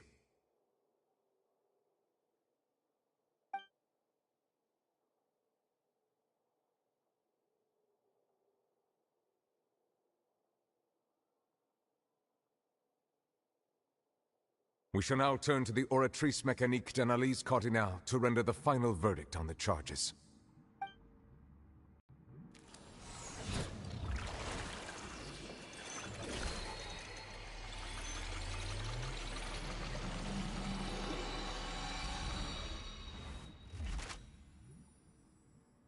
According to the judgment of the Oratrice Mécanique d'Analyse Cardinale, Furina is... Well, what's wrong? What's the Oratrice's verdict? No, the Oratrice also displays a guilty verdict. Isn't that correct then? However, the exact wording of the verdict is thus: the Hydro Archon, guilty, to be punished via the death sentence. The death sentence? That's actually one of the available sentences? I've always thought that it was just a myth. The one and only time the death sentence has been handed out at the court, and it's been given to the very person we've worshipped as the god of justice? What an unexpected twist. Furina's been sentenced to death by the Oratrice? We just wanted to use the trial to show her the seriousness of things so she'd tell us the truth. How did things escalate this quickly? This outcome is indeed quite strange. According to Fontaine's current definitions of justice, as well as its recommendations for criminal sentences, is this sentence really appropriate for the crimes that have been committed? Yeah! Even Fauché wasn't sentenced to death by the Oratrice. You know, the real evil mastermind behind the serial disappearances case. Indeed. Not only is Furina's sentence overly excessive, the very point of our trial today was also to prove that Furina has never been the Hydro Archon in the first place. But now, the Oratrice seems to have deliberately invoked the title of the Hydro Archon. What does this mean?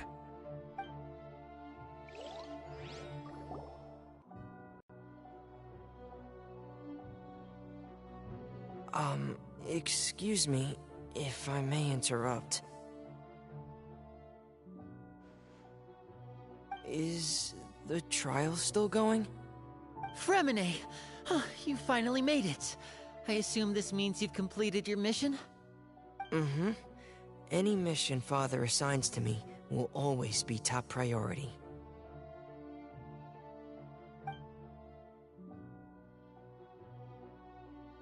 Is that the first prophecy slate? Huh.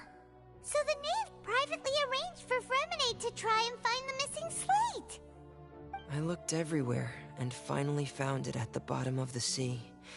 It took me a long time to get around some dangerous stretches of water. But has the trial already concluded? Then doesn't that mean I've come too late? Oh no. Father will be disappointed in me. Thank you for your hard work, Mr. Fremine. Please allow me to review the record left on the slate. Traveler, I believe that you have already seen the other existing slates, and would like you to come here and confirm their contents.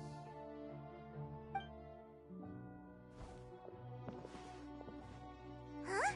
So what do you see? What is it?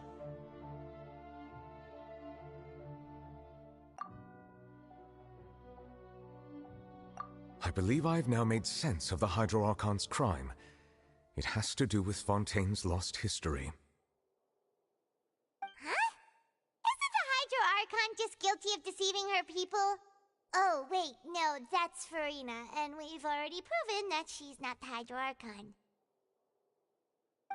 So when you say Hydro Archon, do you mean the real Hydro Archon we've been kinda talking about? In truth, everything that you've encountered in Fontaine up until this point can be traced back to the contents of these stone slates. However, I'm uncertain as to how much sense they currently make to you.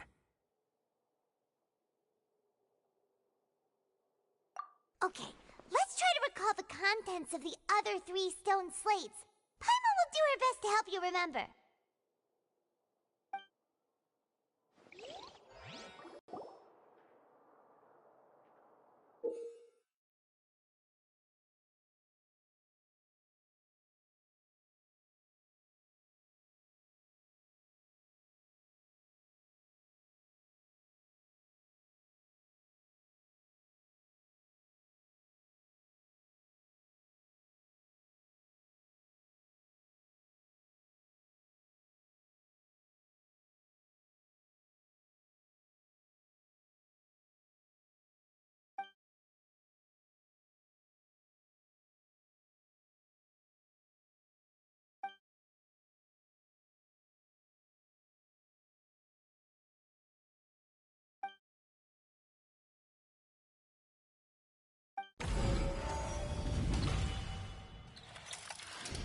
The first stone slate describes what you just said.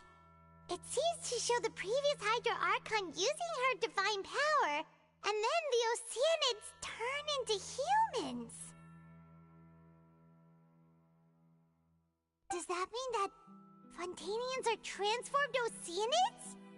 Oh, Paimon wasn't expecting that. But if Oceanids can turn into humans, then perhaps this process can be reversed as well.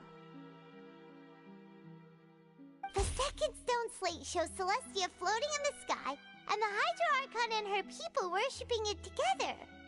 But the heavens still brought judgment down upon them. This must be the point when the Hydro Archon and the Fontainians were branded with their original sin. Does this mean that the original sin and the Hydro Archon sin are the same thing? The third slate shows the Hydro Archon sinking into the sea surrounded by many people.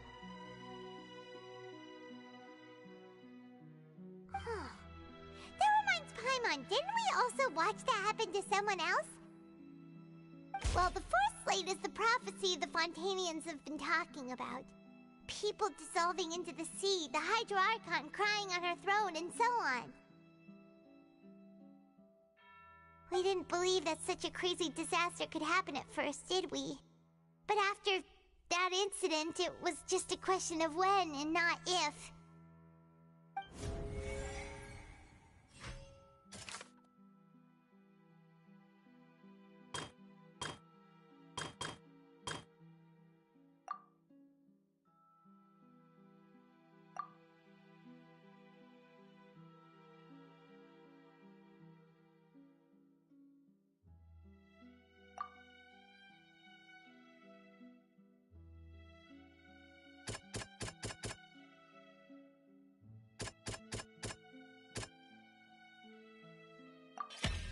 We know from the case of the serial disappearances of young women that Fontainians can be dissolved in primordial seawater.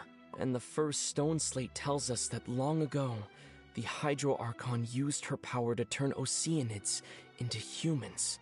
This might be the reason that Fontainians can dissolve.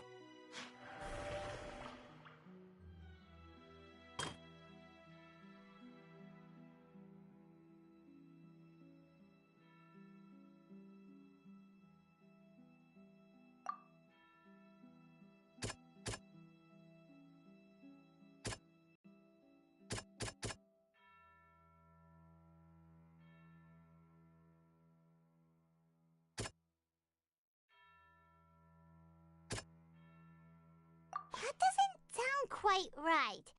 Let's think about this some more.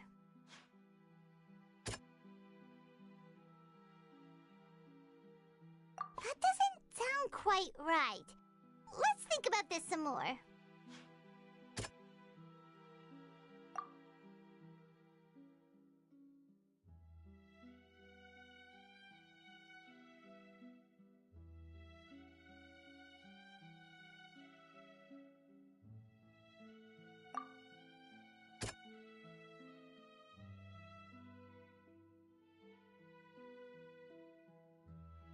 That doesn't sound quite right. Let's think about this some more. Perhaps what is about to take place has all happened before. The true sin of the Hydro Archon that Nuevillette mentioned, and the original sin cast down on the people of Fontaine by Celestia, as recorded on the stone slates.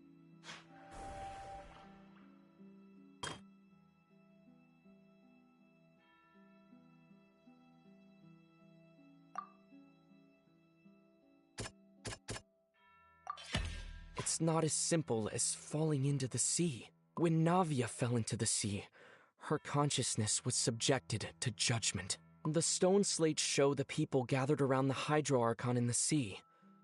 Could that be alluding to the same thing?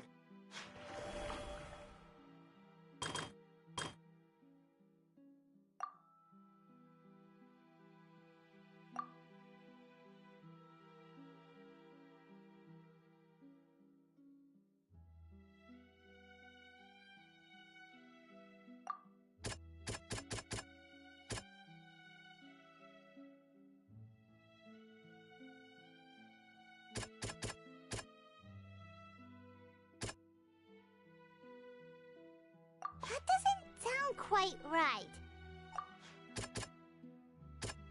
That doesn't... The prophecy from the stone slates found its way into society, but not many people believed it at first. The fortress of Meropide was nearly flooded with primordial seawater, which we know can cause Fontainians to dissolve.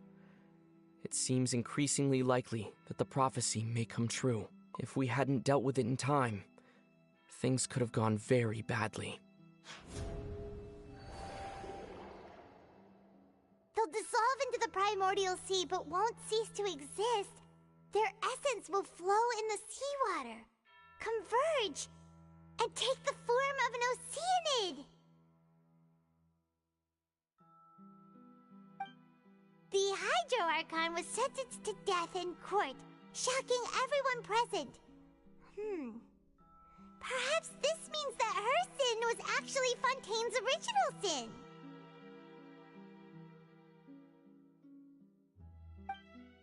Navia fell into the water inside those ruins, and she nearly dissolved. She was surrounded by the people of Poisson in a court within her consciousness, and was forced to take part in a trial meant to make her stay. The eruption of the primordial sea at the fortress of Meropide was the surest sign that the prophecy was about to come to pass no matter what. The stone slate's contents can all be verified by recent events. If we combine what we know together, loads of truths should come to light.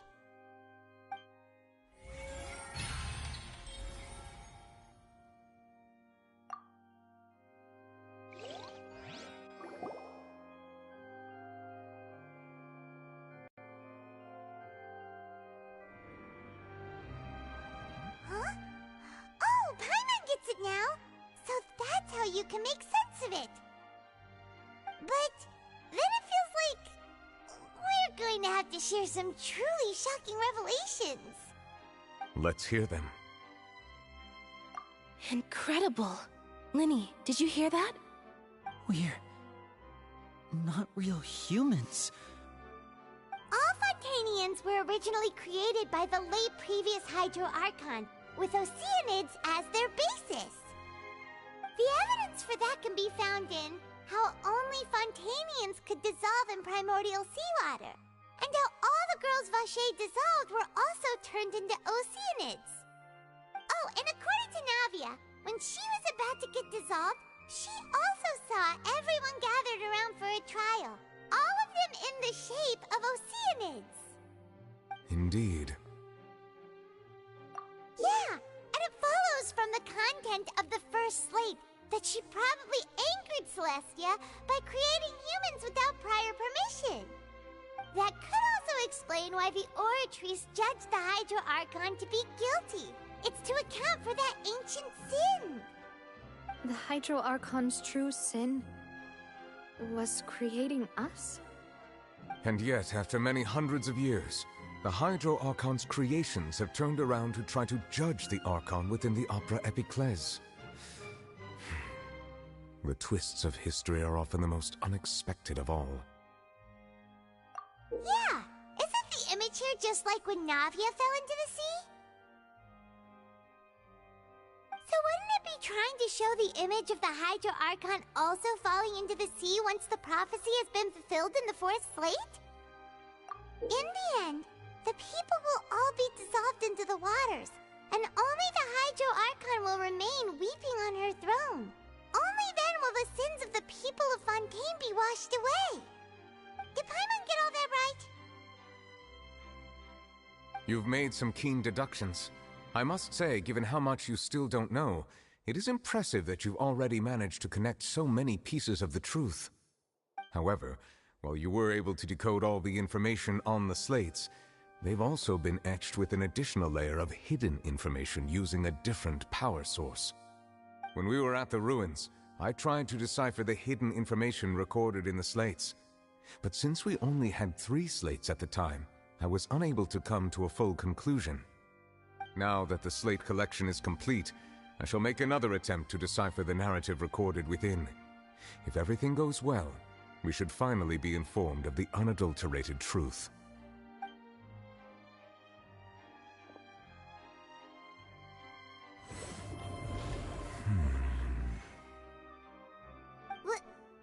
Well? Did you get it? I believe I should share this truth not only with you, but with all the people of Fontaine as well. I will try to briefly summarize it for you.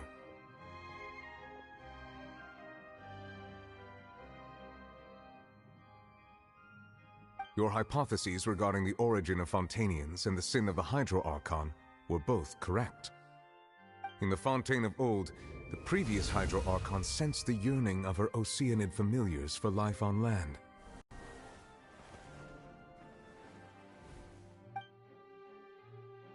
The Oceanids were enamored with the beauty and romanticism of human beings, and wishing to have those experiences for themselves, expressed to the Hydro Archon their desire to become of a similar kind. However, even though water as an element is intricately linked with the power of life, the Hydro Archon, as one of the 7, did not possess the authority to create a new form of human life. Not one to give in, she eventually found a way to create permanent humanoid bodies for her familiars by appropriating the power of this planet's primordial sea. She poured primordial seawater into the Oceanids' blood vessels, creating humanoid mimics in the process. But if Fontainians were to ever come into direct contact with water from the primordial sea, the power within their bodies would escape these artificial restraints and return to the sea. As a result, their forms would collapse, and they would be reverted to their original forms as Oceanids. Of course, the Hydro Archon never received permission from the heavenly principles to create a new human race. And thus, the Hydro Archon and all of her creations came to shoulder the original sin of appropriating the power of the primordial sea. That is the true history of how the people of Fontaine first came into being. So we were all Oceanids before we turned into human beings? That's way too much information for me. I think I'm just going to pretend that I never heard a single thing. Wait, but if that's the truth, we can't let the Hydro Archon be sentenced to death. After all, her only sin was creating us. This really might be too much information for your regular Fontainian, but it does answer a lot of our questions. Alas, your hypothesis regarding the 3rd and 4th stone slates was inaccurate. The slates' respective positions are, in fact, correct. A key point of the visual on the 3rd slate is how all the individuals depicted in the water are humans rather than Oceanids. They have not been dissolved, which implies that the water depicted in this slate is not water from the primordial sea. The nation of Fontaine is the nation of Hydro, as well as the nation of trials and justice. Instead of being the literal element, the water in the scene symbolizes judgment and justice. You may also recall Navia's experience. When she fell into the sea, her consciousness was surrounded by that of many others who intended to hold a trial to determine her fate. Therefore, the meaning of the 3rd slate is that the people of Fontaine shall try the Hydro Archon at the Court of Justice. Yes, it refers to our present situation. I think I'm following now. So, what you're saying is, even though we decided to put on this trial to avoid fulfilling the prophecy, in truth, everything we've done has happened exactly as the prophecy foretold. So now, it seems, we're the ones making sure it comes true. What should we do? Huh. No matter what, the prophecy will be fulfilled. Is this what it feels like to be a prisoner of fate? If that's the case, does that mean the scene in the fourth slate will also be fulfilled soon? Traveler, I would like to point out another small fallacy in your deductions. About the fourth slate, you probably thought that the eruption of primordial seawater beneath the fortress of Meripede served as the surest sign that the prophecy was about to come to pass, yes? However, I believe that rather than being a sure sign, that eruption could in fact only be a small warning of something far worse to come. As for the root cause of the catastrophe, I believe you've already encountered it once before.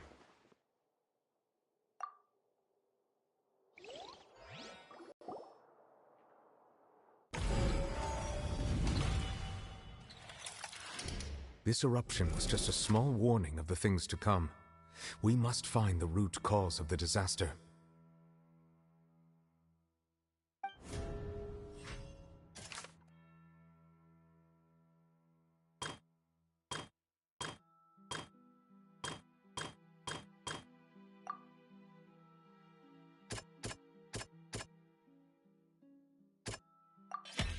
It was both dream and reality. If we're talking about a true culprit, that could only be that thing inside the primordial sea, right?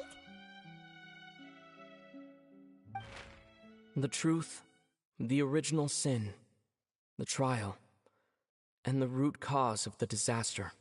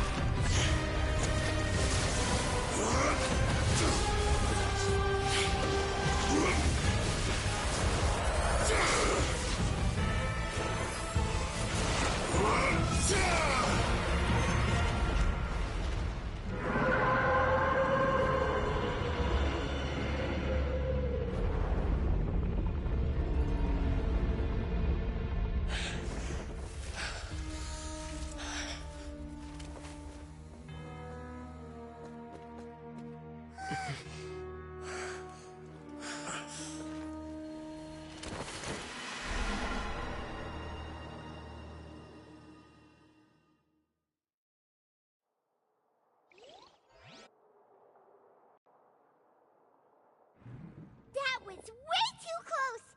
How did that thing just burst into the Opera House? Wait, was that the huge whale you saw in your dream? So we've met it at last. I understand very well why it has chosen to make an appearance here. That whale does not belong to Tevat. It is a monster that has traversed the stars, weeping all the while.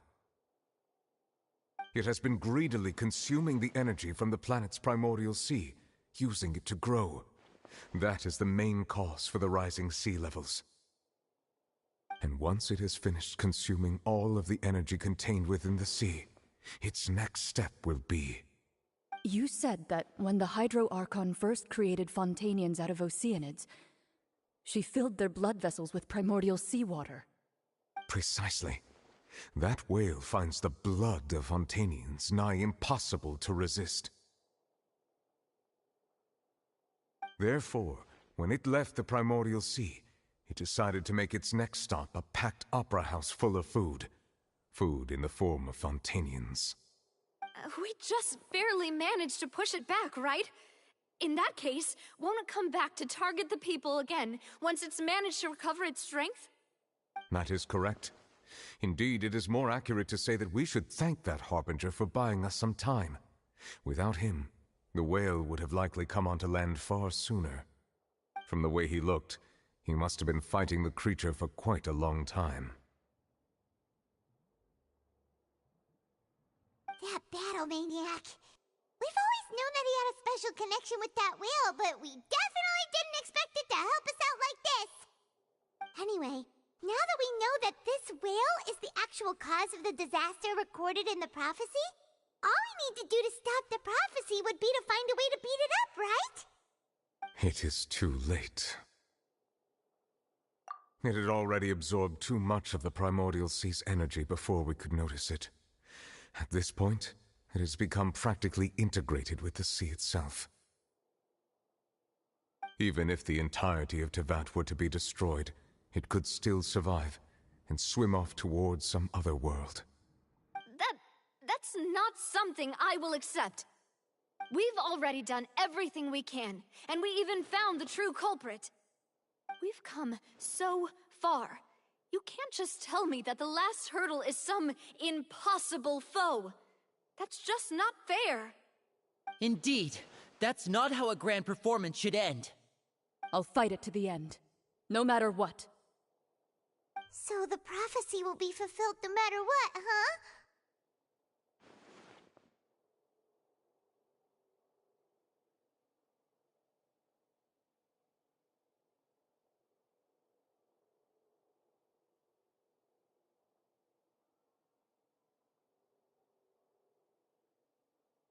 The prophecy.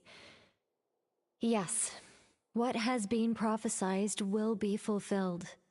You may view such things as the history of the future.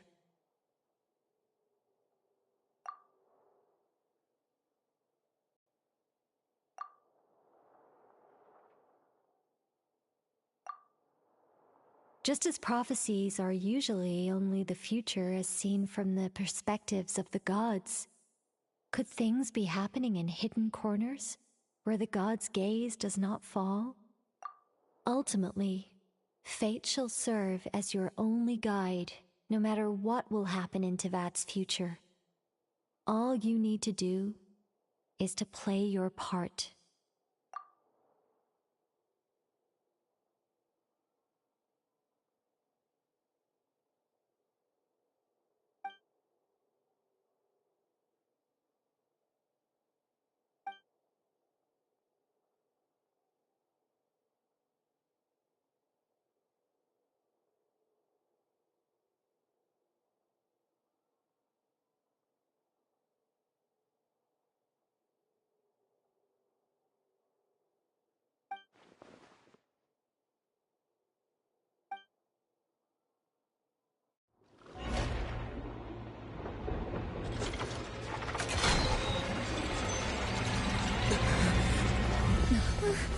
What's happening with the oratories? I believe it is preparing to carry out the death sentence.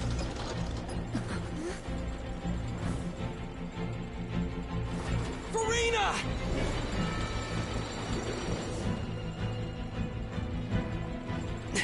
No, I still need answers.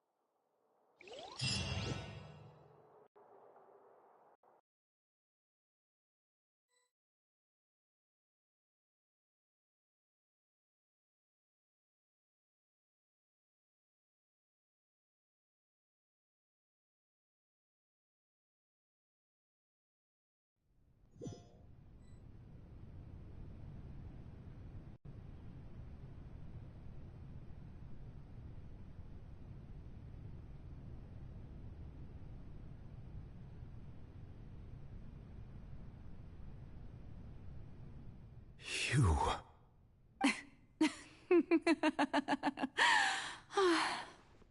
Sorry. That shocked expression on your face is just too amusing. I couldn't help myself. You are not Farina. Who are you? Ah, the sweet sound of bewilderment. Marvelous. A sure sign that my attempt to deceive everyone was a resounding success. But to answer your question, I am Focalor. You know, the god. Focalor? Why did you deceive us? Oh, that wasn't my goal, of course. Goodness, no. But I had to fool everyone else too, if I was to stand any chance of deceiving the heavenly principles. Deceiving the heavenly principles? It's all because of that pernicious prophecy. Dreadful, wasn't it? Everyone doomed to dissolve. Fontaine condemned to be flooded. One was not amused. In fact, one was positively bemused when that problem was thrust upon me by my dearest predecessor. That's the former Hydro Archon Egeria, for the uninitiated. It hardly gets more disastrous than a preordained national catastrophe, now does it? She knew full well that the prophecy would surely come to pass. And as one of the seven, she also knew full well that one defies the heavenly principles at one's peril. So yes, as you have no doubt surmised, it was a rather impossible situation that I found myself in. I spent a terribly long time mulling it over, alone on the ocean floor. And I was almost growing barnacles by the time I finally realized there was only one possible solution to this confounding conundrum. I had to outwit the heavenly principles, allow the prophecy to be fulfilled, ostensibly at least, while saving everyone at the same time. I'm a genius, I know. I can only assume that's why Egeria chose me as her successor. Although, looking back now, it was hardly the inheritance one dreams of. Between the task of saving the nation, the quotidian duties of the Hydro Archon, and not to mention the original sin of creating a new race of humans, I dare say she left me quite a colossal mess to clean up. But one can only play the hand one is dealt. I did not choose this, any more than I chose to be one of her Oceanid familiars. So you were also once one of the Oceanids, transformed into a human by Egeria's hand? Yes, I was. I always dreamed of becoming human. And I still do, even now. In my eyes, to be human is to be part of the greatest opera ever known. After becoming a god, I separated my divinity from my body and spirit, leaving behind only a self that was as naive and bewildered as my past self on her first day as a human being. The me you see before you now is that divinity. And the human counterpart I left behind, I named Farina. She could feel joy, sorrow, and everything in between. She could be as vain and conceited, or as meek and vulnerable as she wished. Her strengths were of a kind only a human could possess, as were her shortcomings.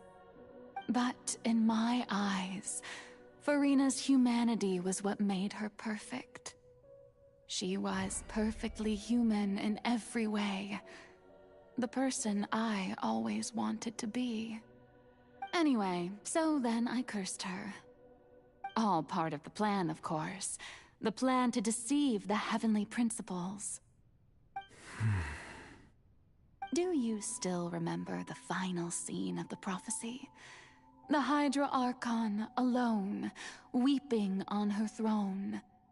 In order that the prophecy might appear fulfilled, I invited Farina to be an actress. to play the part of the Hydro Archon in the prophecy. Under the curse I placed on her, so long as I, Focalor's divinity, continued to exist, she could not die. But nor was she free to live her life in the pursuit of happiness. Instead, she was forced to take the stage in the opera house, to embrace the role of leading lady, to forever play the part of the god from the prophecy, all to create a deceitful appearance of that prophecy coming to pass. I suppose now you probably understand why your court is called the Opera Epiclese. But Farina is only human, isn't she? Even though she has had a long life, her mind is no stronger than that of any other ordinary human being. I cannot begin to fathom what she has had to endure. It must have been torture for her. It has indeed. And although she is, in a sense, me in human form, I most definitely owe her an apology for it. It's been 500 years. And all along, she's been playing her part in the most unimaginably long, unbearably lonely, and agonizingly painful opera of all time.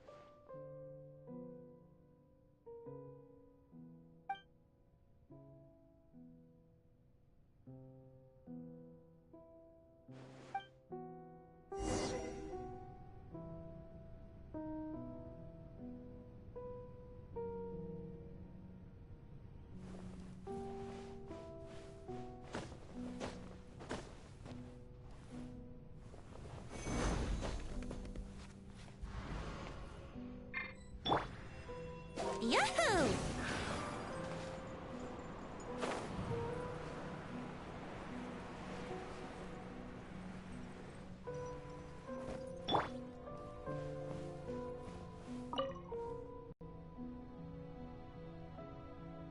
Oh?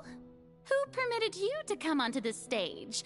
Now, I understand your admiration for my august self, but I must ask you to keep to the rules. All right. It is not my intent to reprimand you. There is no need to state your name. Just be off with you. Do not distract me from my performance. Oh, do not jest. Can you not feel it? I am Focalor. The eyes of countless Fontanians are upon me. I must, at all times, display the utmost elegance and nobility.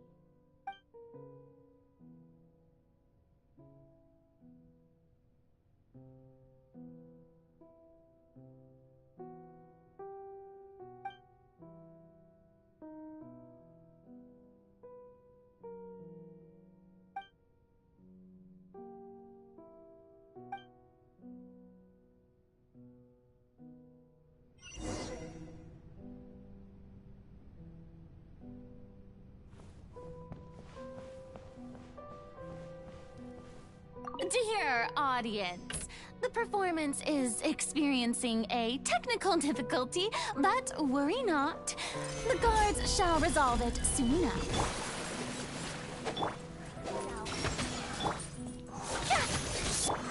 I will have order.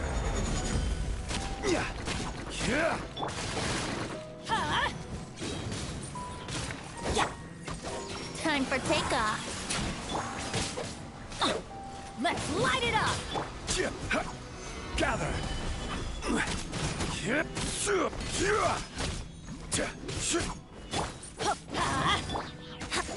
play! Everybody step! Here we go! Think you can get away? Huh?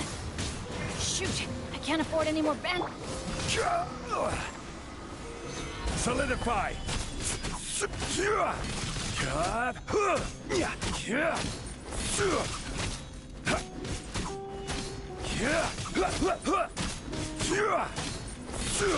Stabilize!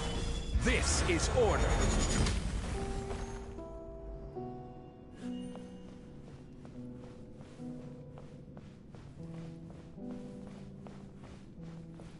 Hey, what gives? The audience is still watching me, you know. Guards? Wait, where are the guards? Guards! Let's light it!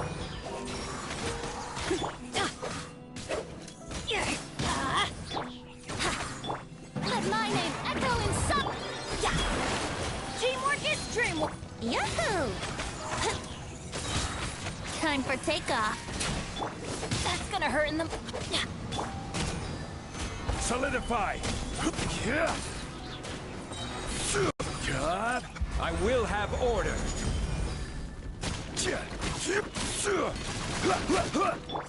Let's light it! Stabilize! Brace yourselves. The show begins!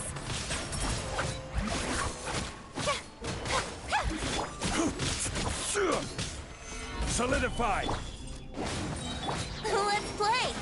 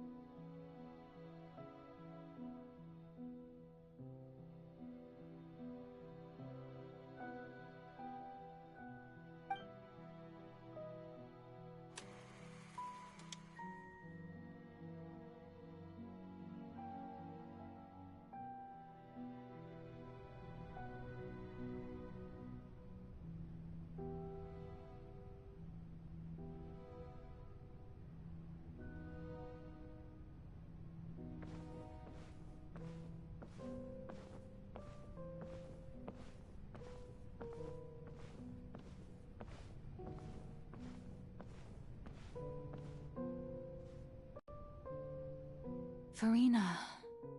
Furina. Huh? Who's that? Who's calling me? Where are you? Be not nervous. Be not afraid. I am before you. Wait a moment. You're...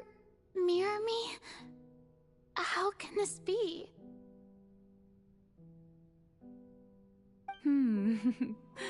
Mirror you, huh? You know what? That's not bad. Let's go with that. Mirror me. What do you wish to say? The prophecy. Have you heard of it? What prophecy? Wait. I know. I think. I don't know why, but it's in my head somehow. The people will all be dissolved into the waters, and only the Hydro Archon will remain, weeping on her throne. Only then will the sins of the people of Fontaine be washed away. Oh, very good. You know it well. What's going on? I can't seem to remember anything clearly. The only thing I know for sure is this prophecy. Will it really come to pass? Yes, it will. And that is why I've come to you. Disaster will come to Fontaine sooner or later. Things will develop just as the prophecy declared. There is no escaping it. But doesn't that mean everyone will die? I'm a Fontainian just like them. Will I dissolve too? Oh, don't worry. Magical meetings exist in this world precisely to give people a chance to turn things around. It is the reason why you met me today. I will tell you how to save everyone, but you may have to suffer somewhat. Oh, so there's still hope after all. Goodness, you frightened me. You spoke so much and with so much certainty. As for the suffering, well, I will admit that the first thing that came to mind was, why do I have to be the one to suffer? But if the prophecy will come true, I'll also die anyway, right? So if I've already met you as my magical meeting in this world, if there were scales, with all the people of Fontaine on one side and my pain on the other, is it not obvious where the scales should tilt? You truly are the perfect human, my ideal. I suppose this would also be the justice that belongs to you. Huh? Don't worry, it's nothing. Listen well. Fontaine has just lost its Hydro Archon. I need you to play a role, that of the new Archon. Play as a god? That's right. You must begin a never-ending masquerade. You must never let anyone suspect your identity. If you can keep it up, then I shall have my way of defying this prophecy. But should your identity be revealed, then all hope will be lost. But how will I do this? A human assuming the role of a god without being exposed. Don't worry. What you must do is not to turn yourself into a real god. You simply need to play the role of a god as humans imagine them to be.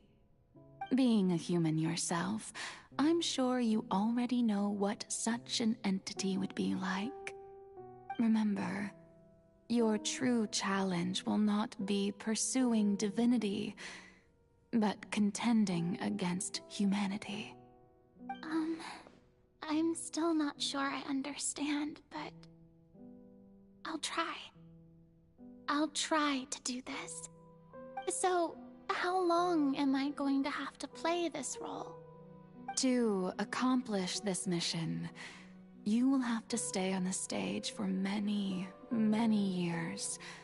You will endure and not grow old until your task ends. But I promise you, all will eventually end in a magnificent and dramatic trial, and everyone will be saved. A trial, huh? How exciting. I'll be looking forward to it.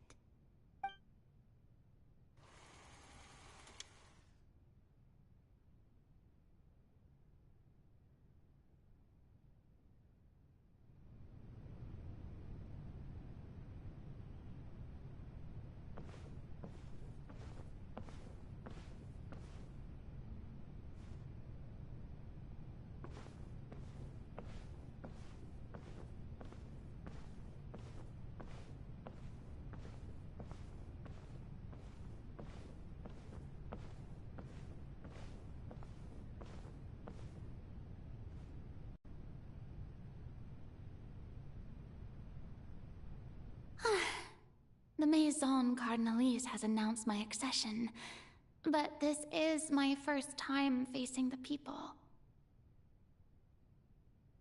What should I say to most appear like a god? To be honest, I still don't know. Perhaps I should first try to act natural. Ladies and gentlemen, good evening, and welcome to the Opera Epiclese. I'm sure you've all heard about how I have taken on the role of Hydro Archon. Indeed, I am Farina de Fontaine, your new Archon. In truth, I know little about becoming a nation's new god, but it will be my honor to guide you all. As the god Focalor, the god of justice, I shall do all within my power to lead you into an age of fairness and justice. Once again, thank you all for coming. If you should have any questions or suggestions, please send them to the Maison Cardinalise. The future of Fontaine will require us to work together, after all. This should do it. I thought I might stammer, but thankfully, I was able to convey my thoughts just fine. Okay, and next. That's the new Hydro Archon. Is this some kind of joke by the Maison? I would have thought that a being that surpasses humanity would be a bit more assertive. Hey, did you hear that? She even told us to send her suggestions there at the end. Shouldn't gods be all-powerful? She's being so modest. What's the difference between her and an ordinary person, then? If you ask me, perhaps the succession didn't actually happen. She might just be a Maison-back puppet. Wait, what's going on? Why is everyone suspecting me of being a fake? Oh, this is bad. If I get exposed here, there'll be no saving the people from the prophecy. Right. Mirmi said that I just need to play the role of a god as humans imagine them to be. Calm down, Farina. Think. What do the people want? How would they imagine a god to speak and act? Assertive, with a strong sense of presence. One who can dispel all doubt. That is the character I'm fated to play.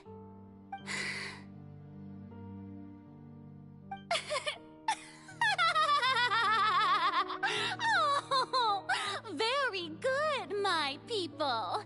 Only ones such as you are deserving of my rule.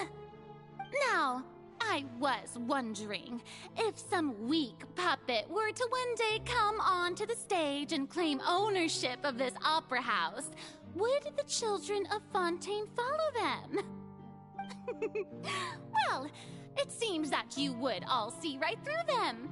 Having passed my test, you are qualified to witness wondrous trials alongside my august self, here in this opera house. You may consider my previous act a door gift of sorts. I thought it was a debut that suited the atmosphere. Now then, let us be reintroduced. Ah, so that was just a performance. How could I have forgotten that we were inside an opera house? Her personality. It's quite shocking, to be honest, but I suppose it's a better look than before. Such a fascinating and bold deity. How wonderful! Our future may yet be bright after all. It seems I've turned them around. Best follow this flow and restart my accession speech.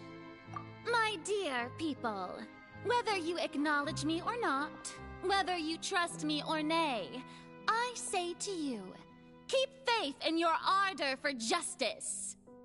We have heard it said that this nation's sins can no longer be washed away.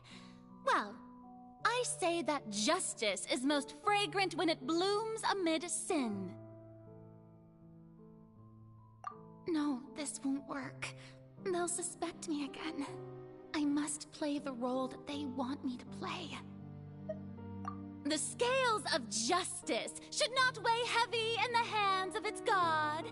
On one side, it must carry fairness and justice. And on the other, praise and applause. May law be the prayer on our lips, May judgment be our worship. Let us light the fires and drink to the future of Fontaine! There is no trouble in this world that justice cannot solve. All that is needed is for you, my people, to believe in it, heart and soul. So long as I, the Archon Focalor, stand within the Opera Epiclese, so long as I stand before the Oratrice, I shall even judge the gods of this world!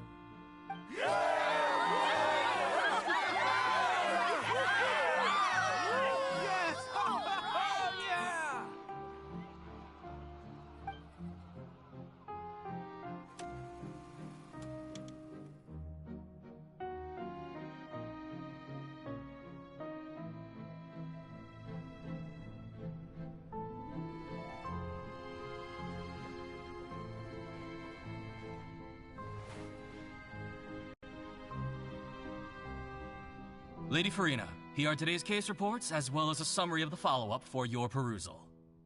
Come now. Was I not just at the Opera House in person? Leave these kinds of things to Nuevillette. Besides, none of these trials were the one that I'm looking forward to the most. If I may be so impertinent, what kind of trial are you truly looking forward to? A magnificent, dramatic, and wondrous trial. A trial to end all things. How could you hope to understand?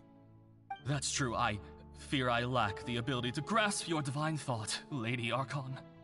No need for fright, and do not take what I said before too seriously. Go now, do your duties. The trial I await. It will come one day.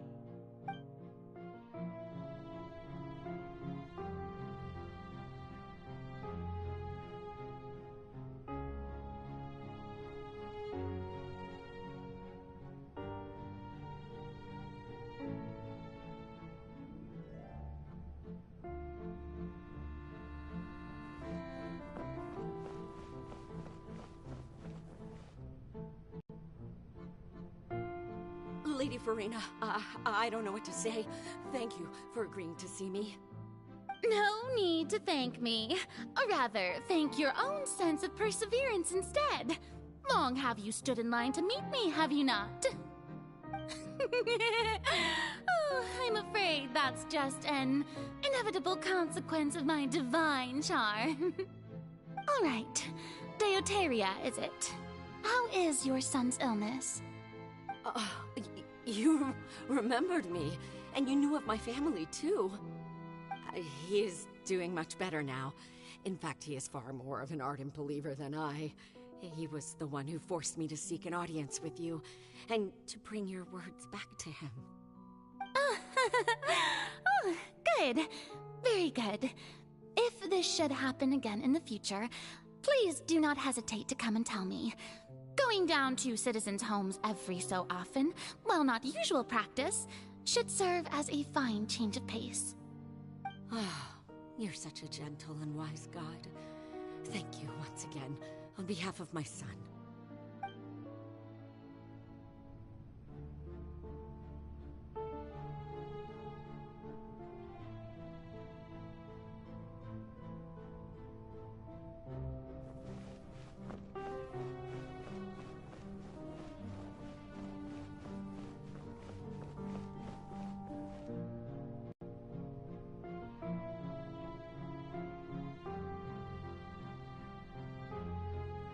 Lady Farina, here are the latest hydrological reports. As for the specific parameters you asked to take note of, I'm afraid things still don't look good. I see. It's as I thought, then. As your god, I did already expect this, but I wanted to see how far your human wisdom would allow you to analyze it.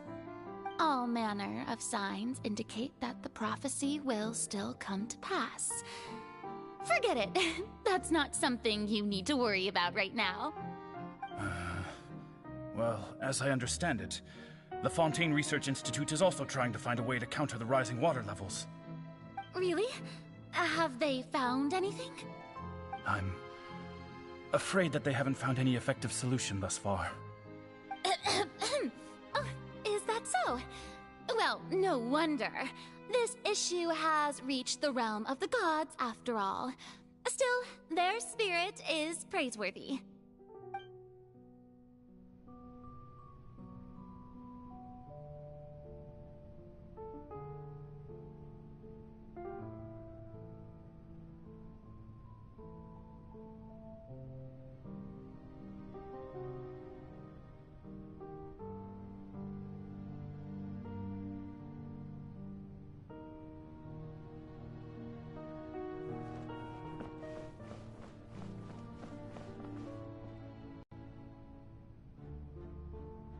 The day is finally over.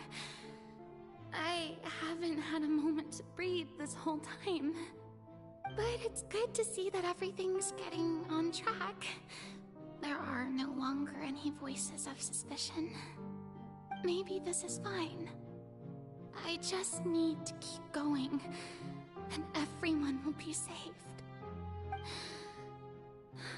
Alright, Furina, don't think too hard about this. You need rest. Tomorrow's a new day.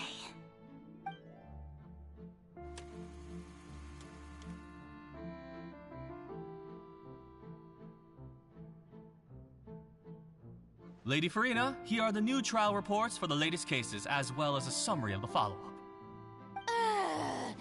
There'll be no need for that. I've seen them already. There's no need to go back over scenes I've witnessed in person before. Lady Furina, I've waited so long for this chance to see you in this manner. Indeed, my dear, loyal citizen. This joyous moment is an honor for us both.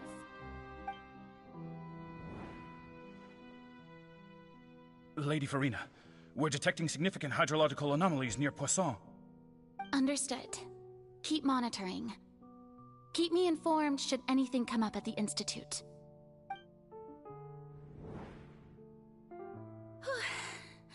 I don't think I let anything slip today. I must show the people that there is nothing to worry about. I just don't know when these days will end. I feel utterly exhausted. Best to rest early today, too.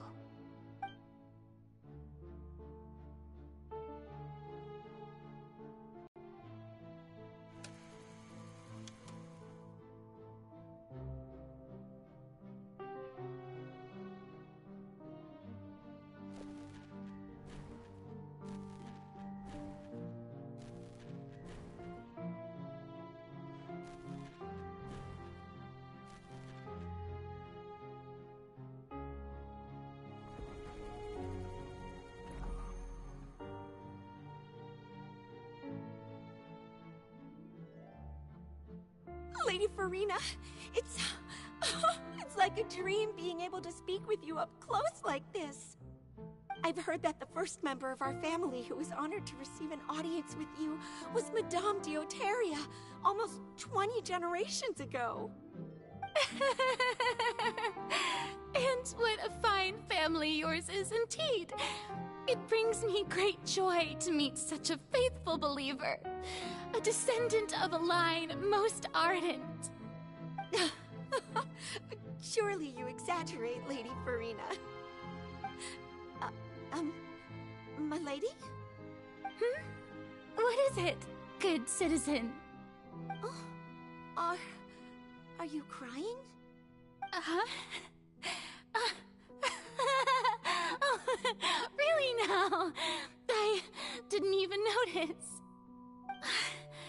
This must be the overflow of hydro from my person.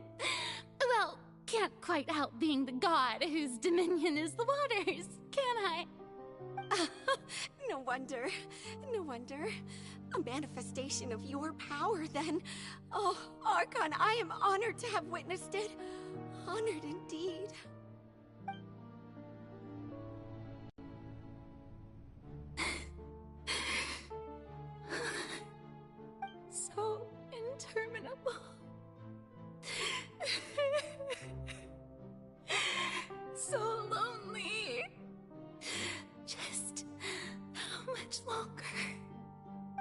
Hundreds of years must have passed by now.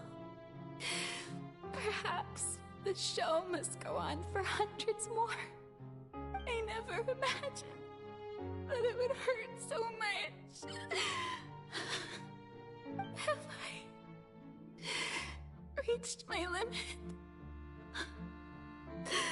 No. Perhaps I reached it long ago. Today I didn't even notice my own tears. I want to tell someone, anyone, about this. But would that not destroy all I've done so far? I've conducted so many investigations across the centuries. But there's not even a sliver of hope that we might break the prophecy. All I can do is keep heart. I must maintain this act. It is the only way to save Fontaine. Please, mirror me. You have to succeed.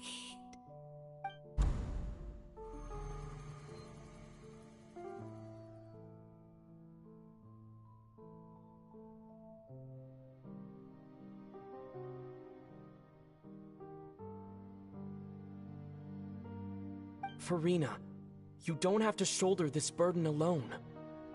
Although I don't know what you might be keeping from everyone, your people are more than willing to share your burden with you.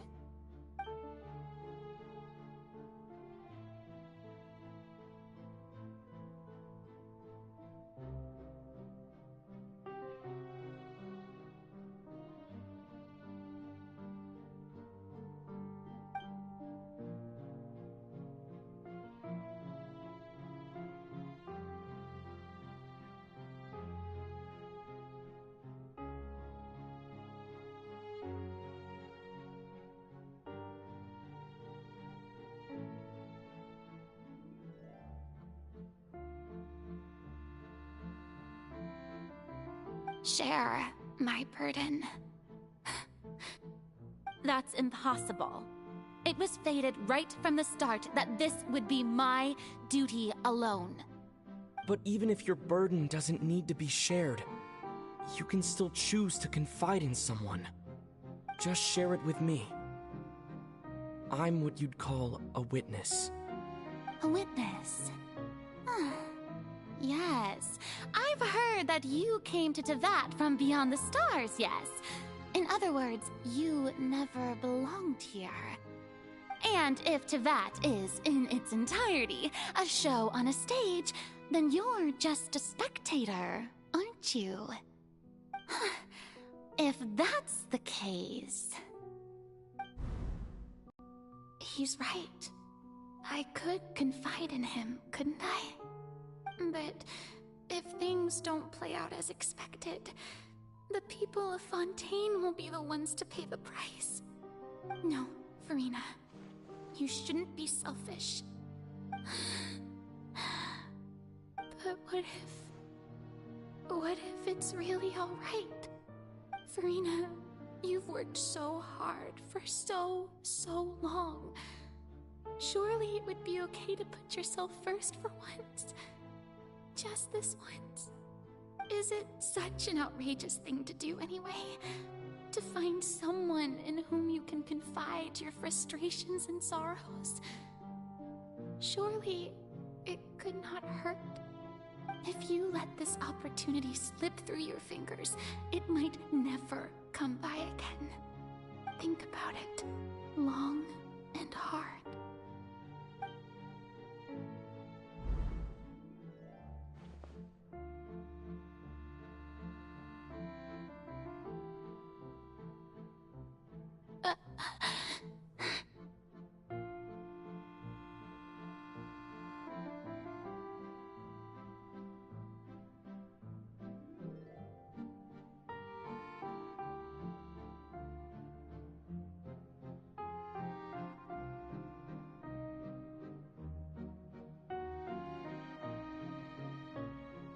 No, I have nothing to say.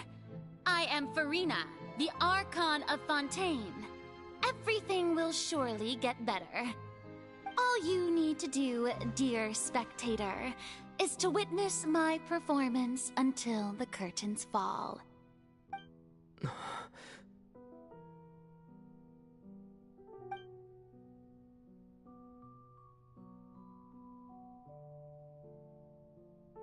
Fine.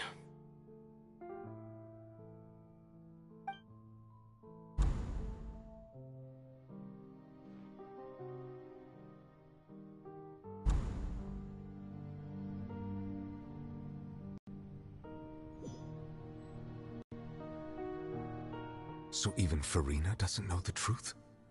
You've never once let her in on the full plan? Yes, it had to be done. To deceive the heavenly principles, you must first deceive yourself. She did very well. If she had let her resolve falter even once in these 5 centuries, Fontaine would have been doomed to the most tragic fate. It seems that trusting humanity was the right decision after all. I believe that I understand how your deception works, but that is only half the truth, is it not? How would you build on this foundation to save the people of Fontaine? That is the most important thing. Ah, good. Of course, the Iudex of Fontaine has pinpointed the crux of the issue. I'm sure you've long sensed that the Oratrice is no simple machine, yes? I've always suspected that it had its own consciousness, and Lenny did mention that he heard a human voice within the core chamber. It now seems that that person was you, hidden within the machine all along. Am I right? And then I became one with the Oratrice, taking Fontaine's gnosis with me. Yes, it would seem so, wouldn't it? Alas, your understanding of this device still lacks sufficient depth.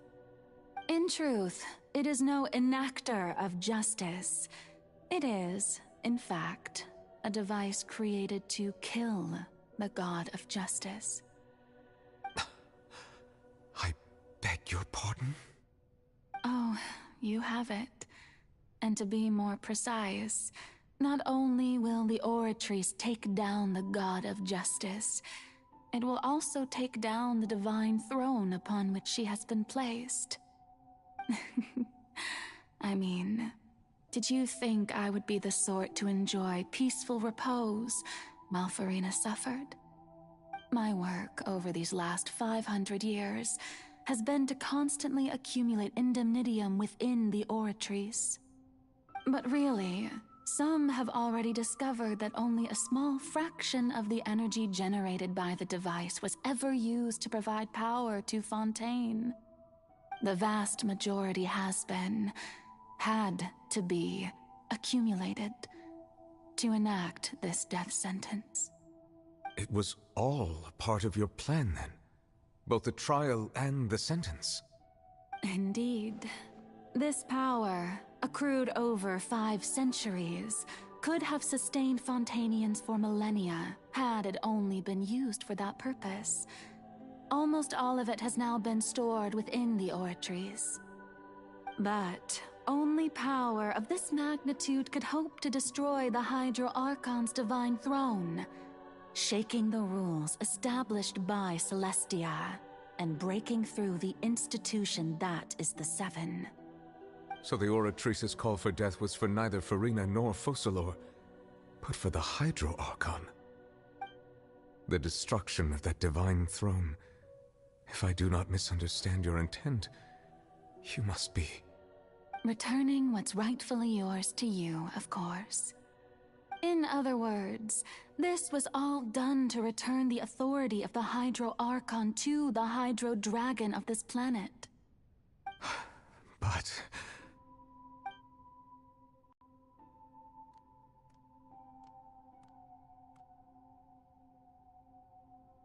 Oh, what?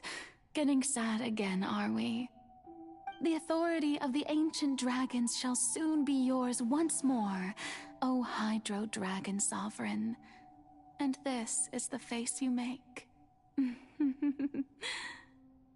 All you've done throughout the years is just so you can sacrifice yourself at the very end. I've never quite seen it that way, you know.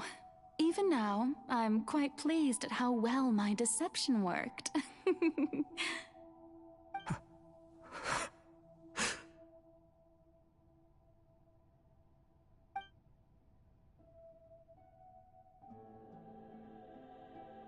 Hydro Dragon, don't cry. I must say, had it been within my rights, I would have loved to judge the heavenly principles themselves. Were they not guilty of essentially the same crime? Egeria stole the power of the primordial sea, and the heavenly principles stole the power you ancient dragons possessed. I, for my part, am the god of justice. And is it not just that your original powers should be returned to you? Speaking of justice, I have always believed that justice lies in the process of pursuing human existence itself. So, if the theft of the primordial sea's might was Fontaine's original sin, then, leaving matters of procedural right and wrong aside, the descent of the Fontanians as humans and their right to exist in this world would be Fontaine's original justice. In other words, existence was Egeria's justice, and to me, justice is the continuation of that existence.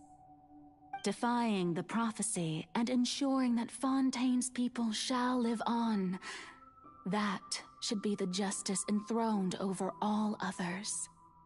At this point, we, whether it be myself or all other Fontanians, have shouldered the burden of this sin for far too long.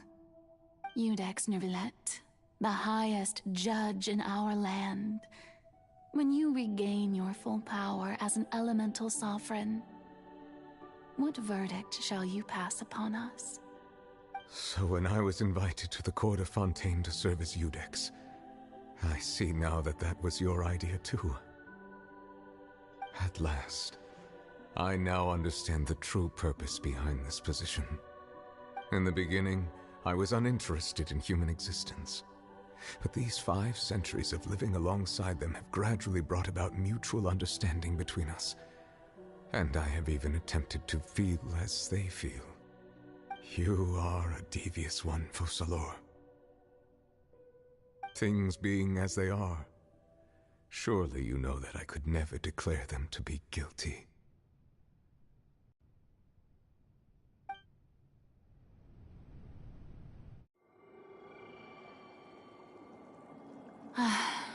The hour of my execution is almost here. For the sinner, the curtain call has come. I know I may not sound it, but faced with death, I find myself a little afraid.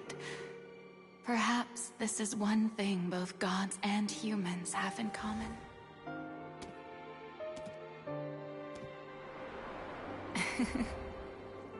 Farewell, Nuevillette. I hope you've enjoyed the part you played these 500 years.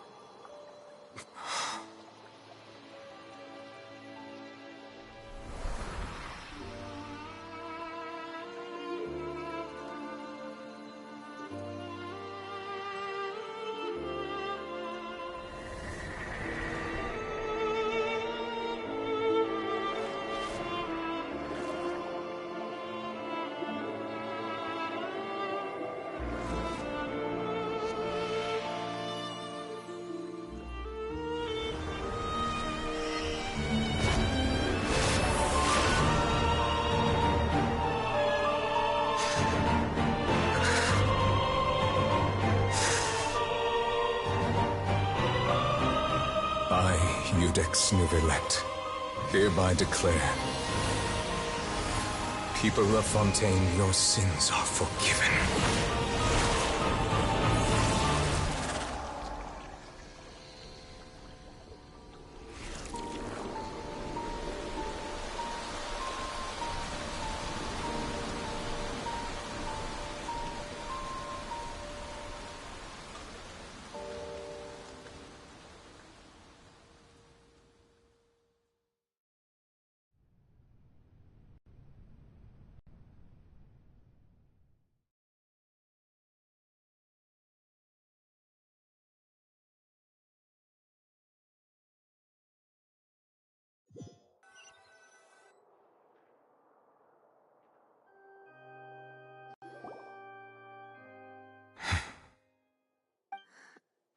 What just happened?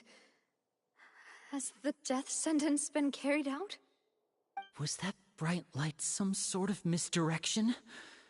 I have a feeling that something huge just happened. But since we're all still alive and haven't been dissolved, I assume whatever happened was good for us. It's time to end this. We must mete out punishment to that beast. Didn't you say just a moment ago that it can't be defeated? I have gained the strength sufficient to deal with it. Through certain means, I now have the ability to separate the power of the Primordial Sea from that creature. We should seize the opportunity to pursue our quarry. Traveler, now that the oratories can no longer function, I require an executor to help me mete out justice. The root of the calamities befalling Fontaine, the beast that enacts the prophecy, its name is the all-devouring Narwhal. Come with me, traveler. The hour of execution has come.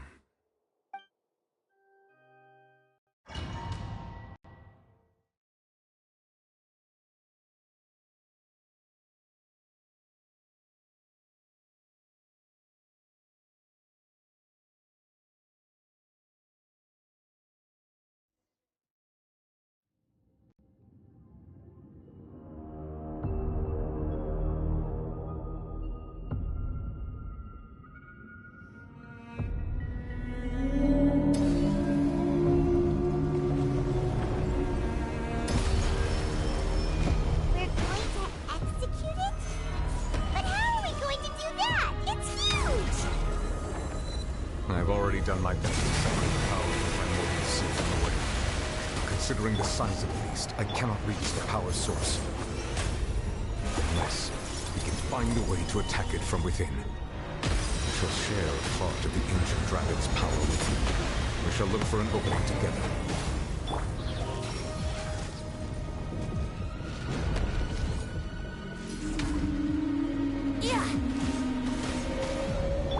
I can feel its sorrow turning into hostility.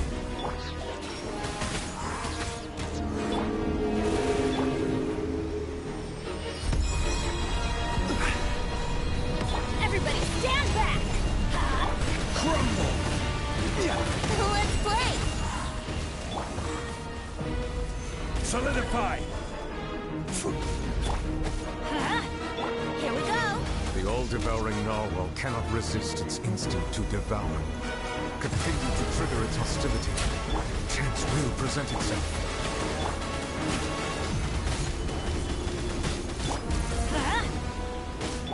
Let's play!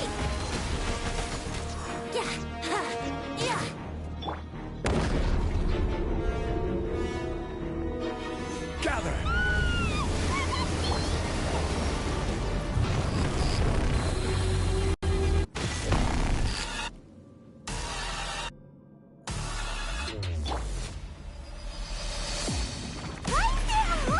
Thingy over there. It looks really scary.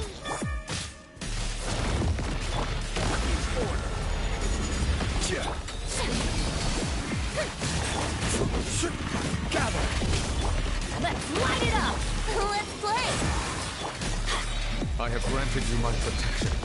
Do not fear. Seize the moment and use my power to suppress its roots from within.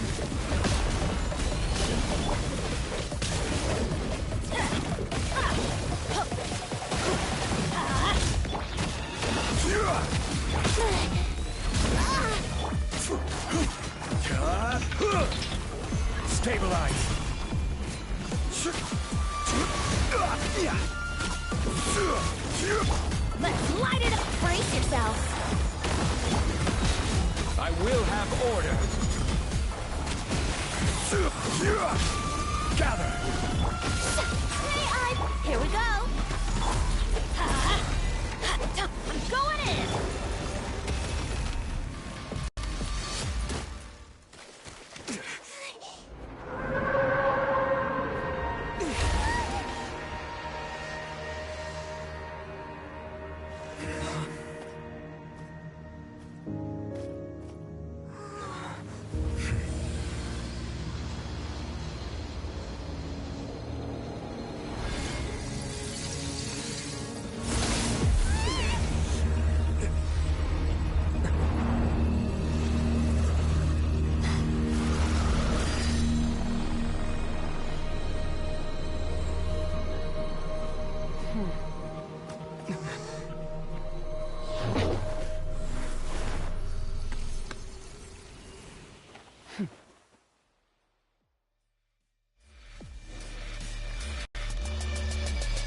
Thanks for helping with the cleanup. It should have been my job, but... oh well. It was just supposed to be a short private training session for me. I didn't think that my disciple and my master's pet would start brawling in the meantime. Well, actually, I had a feeling that it would happen at some point, but they bumped into one another earlier than I thought. What a blunder. I suppose I'll have to swing my sword 3 million times as penance. That power. Who are you exactly? Paimon has an idea. From what she said earlier, she must be Child's master. Skirk, right? It's just that he gave us the impression that she was the less talkative person. I simply did not have anything to say to the weak. But you, on the other hand, managed to defeat the all-devouring narwhal without using power from beyond this world. So you may speak to me as equals. I have to agree. It's a strange use of a planet's primordial waters just to raise an all-devouring narwhal. That kind of power is wasted on it. It's not cooperative. It eats too much. And I have more important things to do with my time than pet sitting. The only thing that creature has going for it is its looks. All in all, it fails as a pet. Miss Skirk? I think you might have missed the point. The point being? Well, being that this pet almost destroyed an entire nation. So what sort of person is your master? Well, Child's master's master. Wait, is that right? Oh, right. So you don't know him. Sorry, I assumed you did. His name is Sertologi. Huh? I am unfamiliar with that name. Huh. So Master isn't sufficiently famous. How should I describe him then? Have you heard of the name The Fowl? The Fowl? Still nothing? Well, how about the Visionary? Vetterfulnir then? Or Gold Rhine-daughter? Ooh, that one we've heard! Rhine-daughter's part of the Hexen Circle. She's Albedo's mom, right? Oh, so you do know that name. To be honest, I also heard all of those names and titles from my master. I don't actually know them either. But I suppose you understand now, yes? My master is likely a similar sort to Rhine-daughter. They are both pursuing some form of perfection. Wait! Didn't you also mention a visionary person? Paimon didn't quite catch their name. Actually, never mind that. I believe it expedient to inform you that the all-devouring narwhal used up nearly all its strength fighting you. Such roiling hydro energies will prove difficult for the planet's deep seas to digest. As such, the Fontaine back on the surface has most likely been thrown into chaos. In other words, the prophecy that you've been fretting over should now be in full swing. What?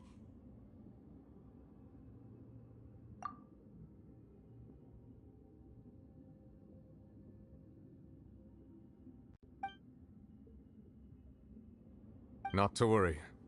Focalor has already managed to deceive the heavenly principles.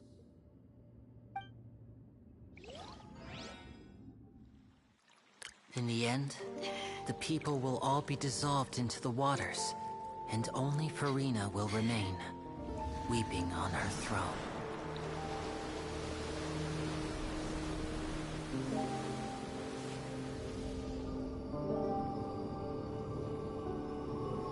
Only then will the sins of the people of Fontaine be washed away.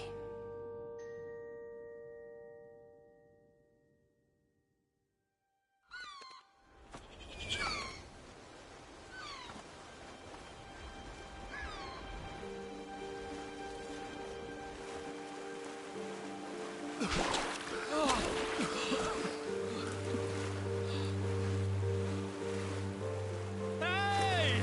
Help! Over here!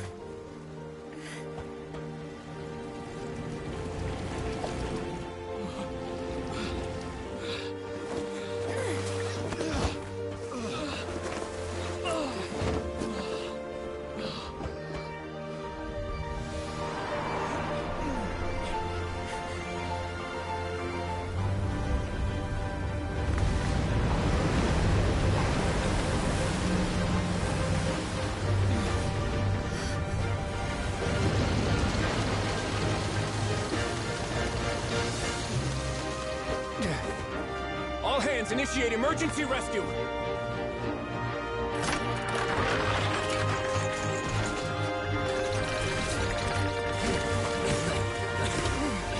Hurry!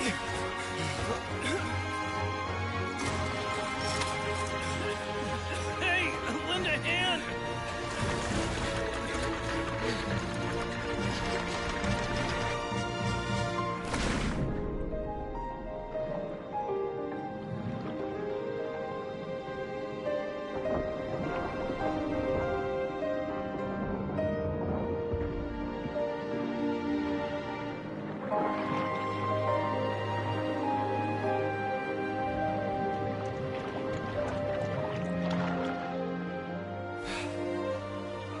Look!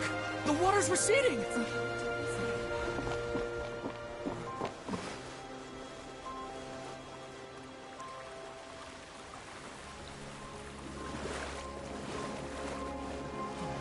It's a miracle! Water's receding. We didn't dissolve. The prophecy was wrong. The prophecy was wrong.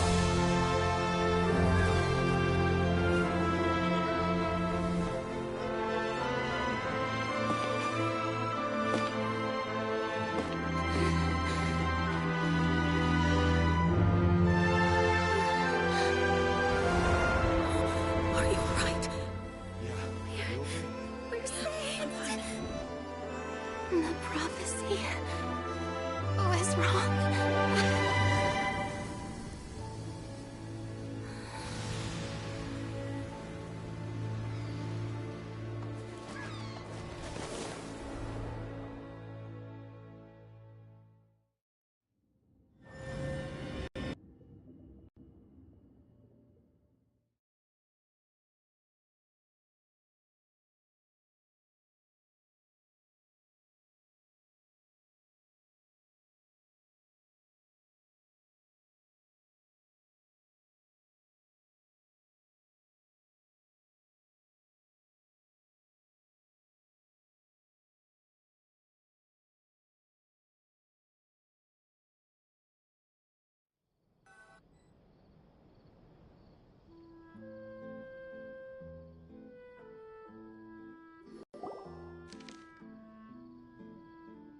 The soil renewed. The Spina di Rosula talks post-disaster rebuilding. I recently visited Poisson to meet with Miss Navia, spokesperson of the Spina di Rosula, and we spoke about Poisson's present and future. Old soil can still give birth to new bloom, Miss Navia stated. Hope is like seeing a small cookie when you're starving late at night. You just need a little of it. Skyship Winglet, lunar brain of the Fontaine Research Institute. The various disputes that have arisen on account of Mr. Edwin have suddenly become a shield over the Institute, with Jurier turning out to be a once overlooked hidden gem. People always call the first researcher mad, but few know what to call the second. And should that latter person achieve a miracle, they would find it all the harder to find a word with which to classify him and his team. Wow! Paimon barely recognizes the people in the reports. Are those really Jurier and Navia? They sound like real big shots. What do you think? Pretty enthralling, huh? The Steambird's idea was pretty simple. With the disaster just having passed, we would print a free edition packed to the margins with good news to calm people down. The value for these big scoops lies in their inevitable follow-ups. We'll publish further reports and go into the stories behind those people.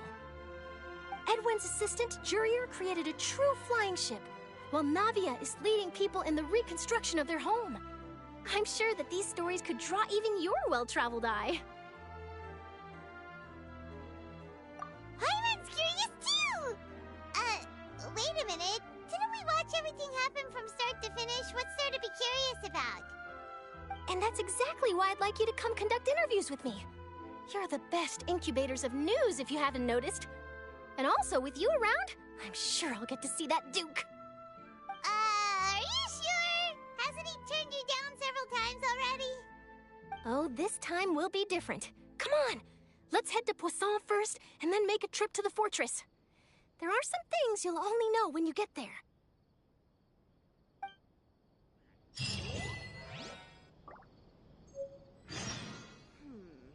Do we have anyone doing maintenance on this, statue?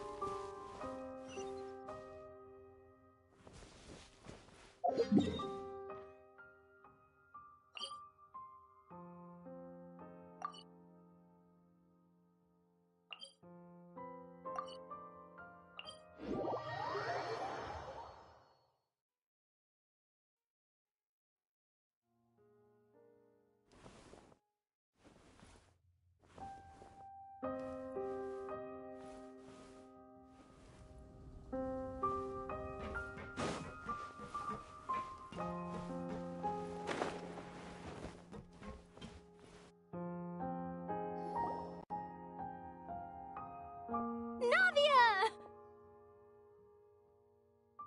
Oh, it's you. What brings you all here? Hey, we're just having a look around. I'm here to update myself on how things are going here. Oh, the Fatui are here too! Let me introduce you. This is Mr. Garunt Snežević. He represented the Knave in sending us a large amount of supplies, and is helping with our work. Our residents are hard at work as well. Thanks to everyone, work is progressing nicely. We've lost a lot of people, but we're moving forward. That will have to be enough. Hello, Miss Charlotte. I'm a big fan of yours. I especially like that article you wrote last year about Fontaine's stray cats. But if you don't mind, could you not emphasize our role too much in your report? It's not charity we're doing here. We just happen to share the same interests as the Spina. I get where you're coming from. I'll keep it as simple as possible. Or would you be willing to feature as friendly neighbors? That would be fine. Thanks. Oh, you're back too. How are things? We finished laying down the construction materials. It'll be another hour before the workers are able to go over there. Huh? You're here too, Clorinde? Well, her reputation's greatly risen after that whole duel business with Miss Farina. So she's here in Poisson to wait out the heat. All right. She really came here to help me out. There's too much to consider in the reconstruction of Poisson. The Spina has need of more decision-makers. And, well, I do already happen to be connected to Mr. Callis. Oh, wait just a moment. Do you mind me asking a few questions? You know, about how you felt before the duel, about what it was like facing down a god. There's lots of exciting material there, I bet. Forget it. I'm sure you can find a better theme than that, Miss Charlotte. I see you're the same as always. Couldn't you do me a favor, for Navia's sake? Well, if we're talking about doing things for my sake, you might as well just take a few more photos of me. Or of the Traveler. It's better than wasting time persuading Chlorand, at any rate. Of course I will. I'm not gonna let him off that easy. All right, then everyone who wants to be in the photo, gather up. And smile.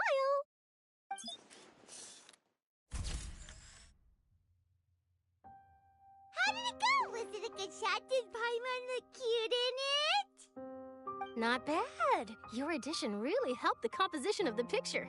All right, hang on a moment. Let me snap a few more shots.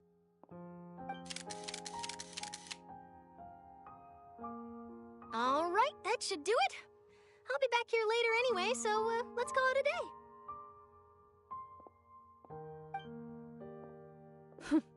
You're very quick. Speed is of the essence when it comes to the news, and freshness is the key. Also, not to brag, but I'm pretty good at building connections. Who knows? I might eventually get that interview with you after all, Miss Chlorand. Wow, you really do have that never say die spirit.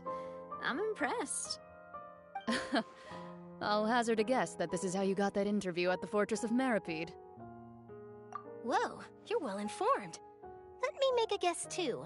I asked Sijuin who told Monsieur Nuevillette, and he told you, right? That's a very complete information chain. In truth, all Monsieur Nuevillette asked me was, when did the fortress become so friendly towards the media? I told him that it was best not to speak too soon. There's no guarantee that Ridsley will make a personal appearance.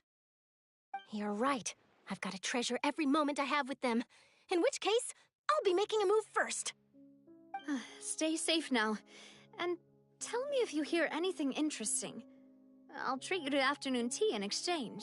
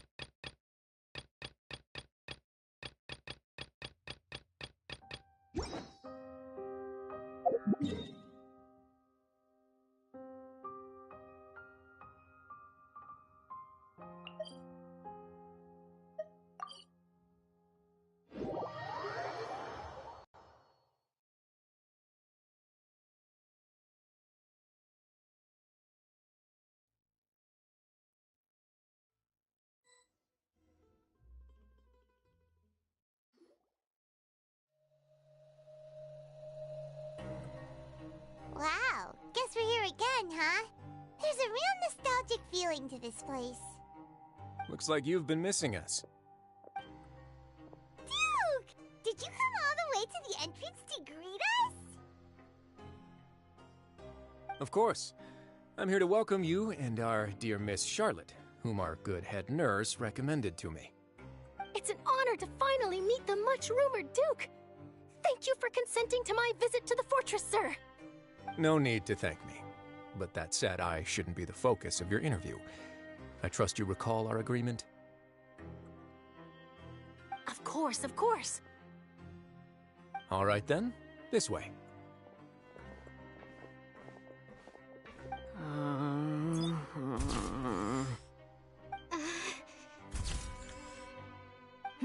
Hey, no need to be so nervous. I've already taken all the photos we need.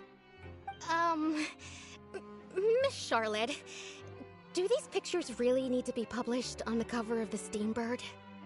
It would seem that Miss Lorvine doesn't want her face to appear beside that of Mr. Jurier, Sir, please don't say things like that. But it looks like dear Mr. Jurier denies it. Might this interview be very important to you, then? No, I just... This is my first time being interviewed, and I'm very thankful to the Steambird for... Now, I might not look it, but I actually did meet Mr. Edwin once. And I'll be honest, I enjoyed chatting with you more. You've definitely got more of that genius vibe going on. The boat that brought about a miracle, the ark that saved the people. Why, you recreated a myth back there, like an emissary of legend. Still, if I might ask, where's that flying ship now? Huh! Looks like Charlotte's trying to get herself another exclusive scoop. I have to apologize, but that ship is presently in the bowels of our factory. I'm afraid it won't be easy for you to get a shot of it. Really? Well, then in that case, could I have an interview with you to make up for that loss?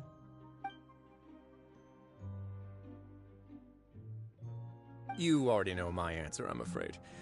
Best you interview our head nurse instead. Or perhaps you'd like to take another photo of this couple of researchers? Did you really have to use the word couple? Well, then, 2 solo photos will do. Is my hair messed up? Please, someone help me have a look. Things sure are getting pretty lively here. We've seen this kind of thing before. Oh, seems like everyone's here.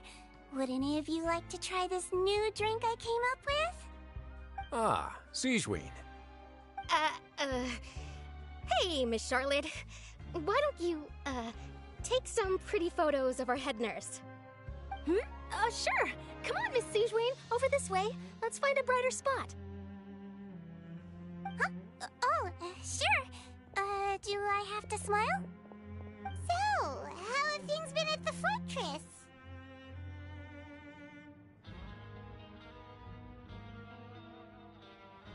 Same old, as you can see. Fontaine's undergone some changes, but this place is still more or less the same. Other than that flying ship, it got a tad too much attention, I think. That's why I decided to let the interview go through. We should direct more public opinions toward the behind-the-scenes heroes. Am I right, Mr. Jurier? Miss Lurvine? You're too kind, sir. I believe that you too should have your day in the sun. Not that you would want that, which is a pity. I'll just leave the spotlight to you two.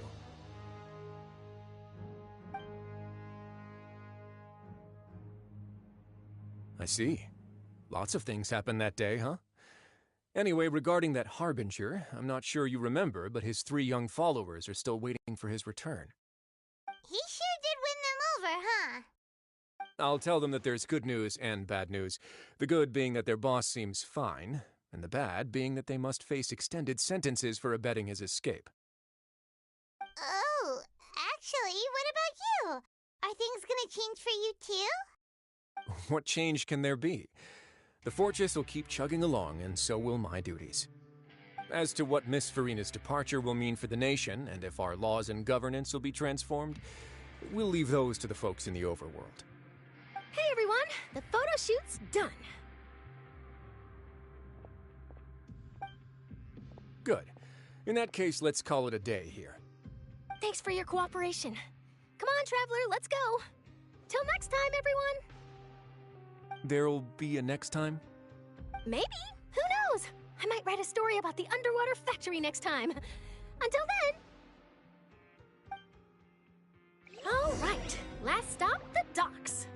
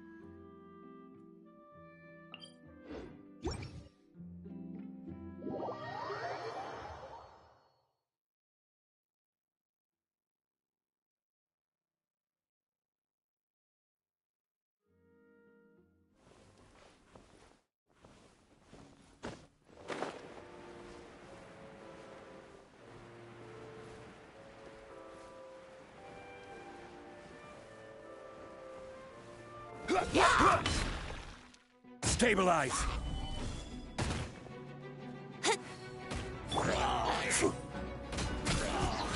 Yeah!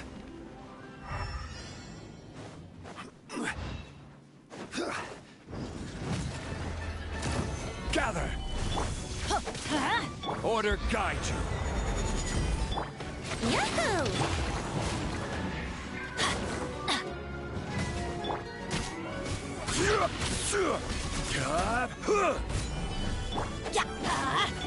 Let's play! Wouldn't gliding be faster?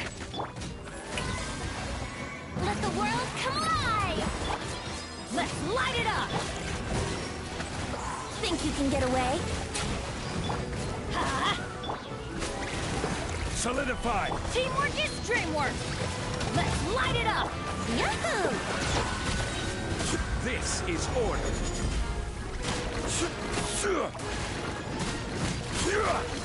Gather! Brace yourselves. Time for takeoff. Let's light it up! Everybody stick! Stabilize! Here we go! I will have order! Let's light it up! Think you can get away? I'm going in! Gather! Brace yourselves!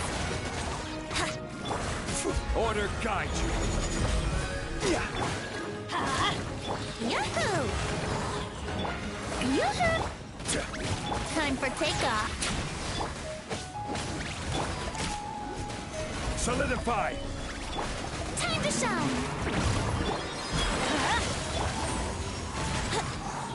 Teamwork is dreamwork!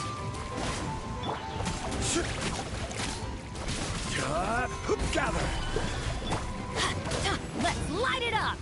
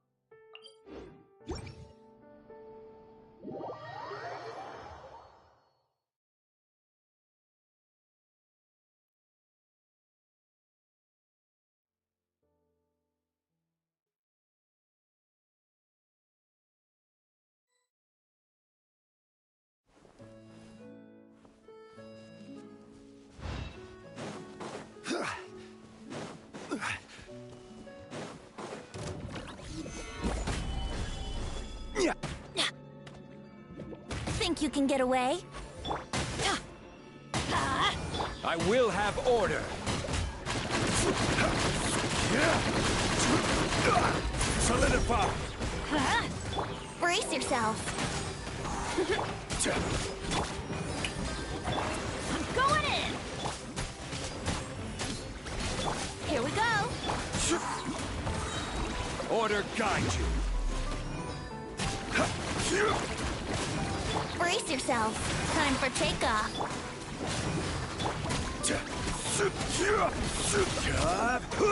Stabilize! Let the world collide! Yahoo!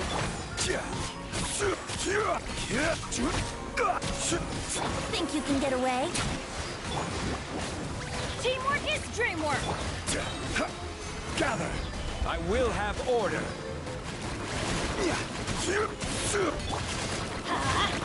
Brace yourself! Let's light it!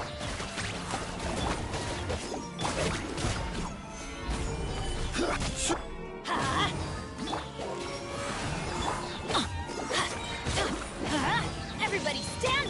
Time for takeoff! Yep! Stabilize! Order guide you! Let's light it! Brace yourself!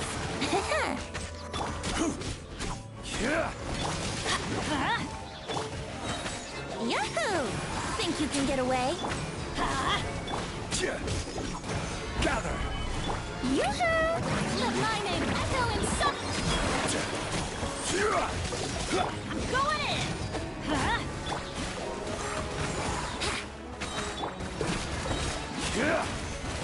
Stabilize! Time for takeoff. Let's light it up! I will have order!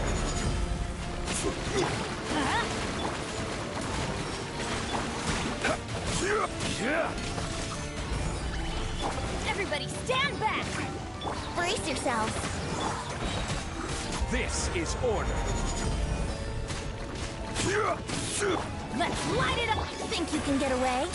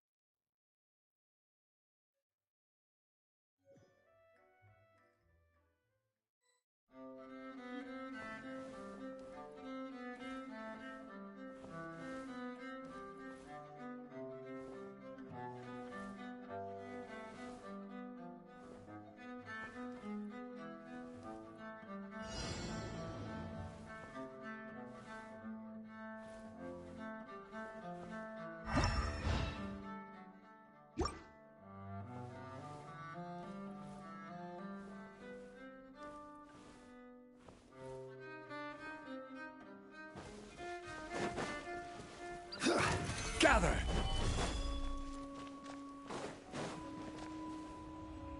Yeah! Let's light it up! Yahoo! Wouldn't gliding be fast? Time to shine! It's a fury! Let's play! Teamwork is dreamwork! Time for takeoff. Quake!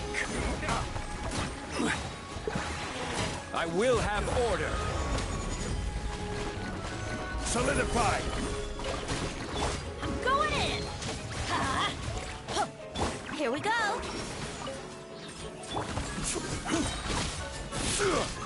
This is order!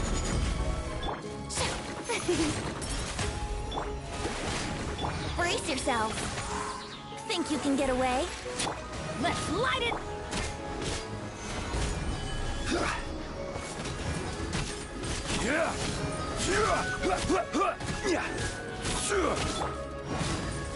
Let's play!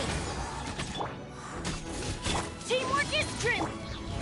How brilliant! Let the world collide!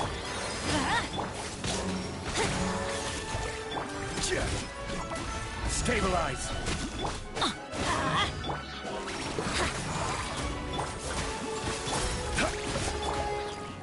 Time for takeoff. I will have order! Gather! Here we go!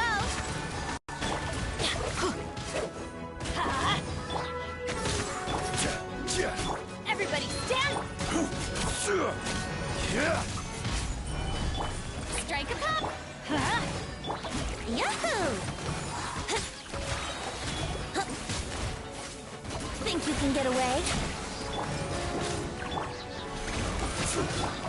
Time to shine! This is order!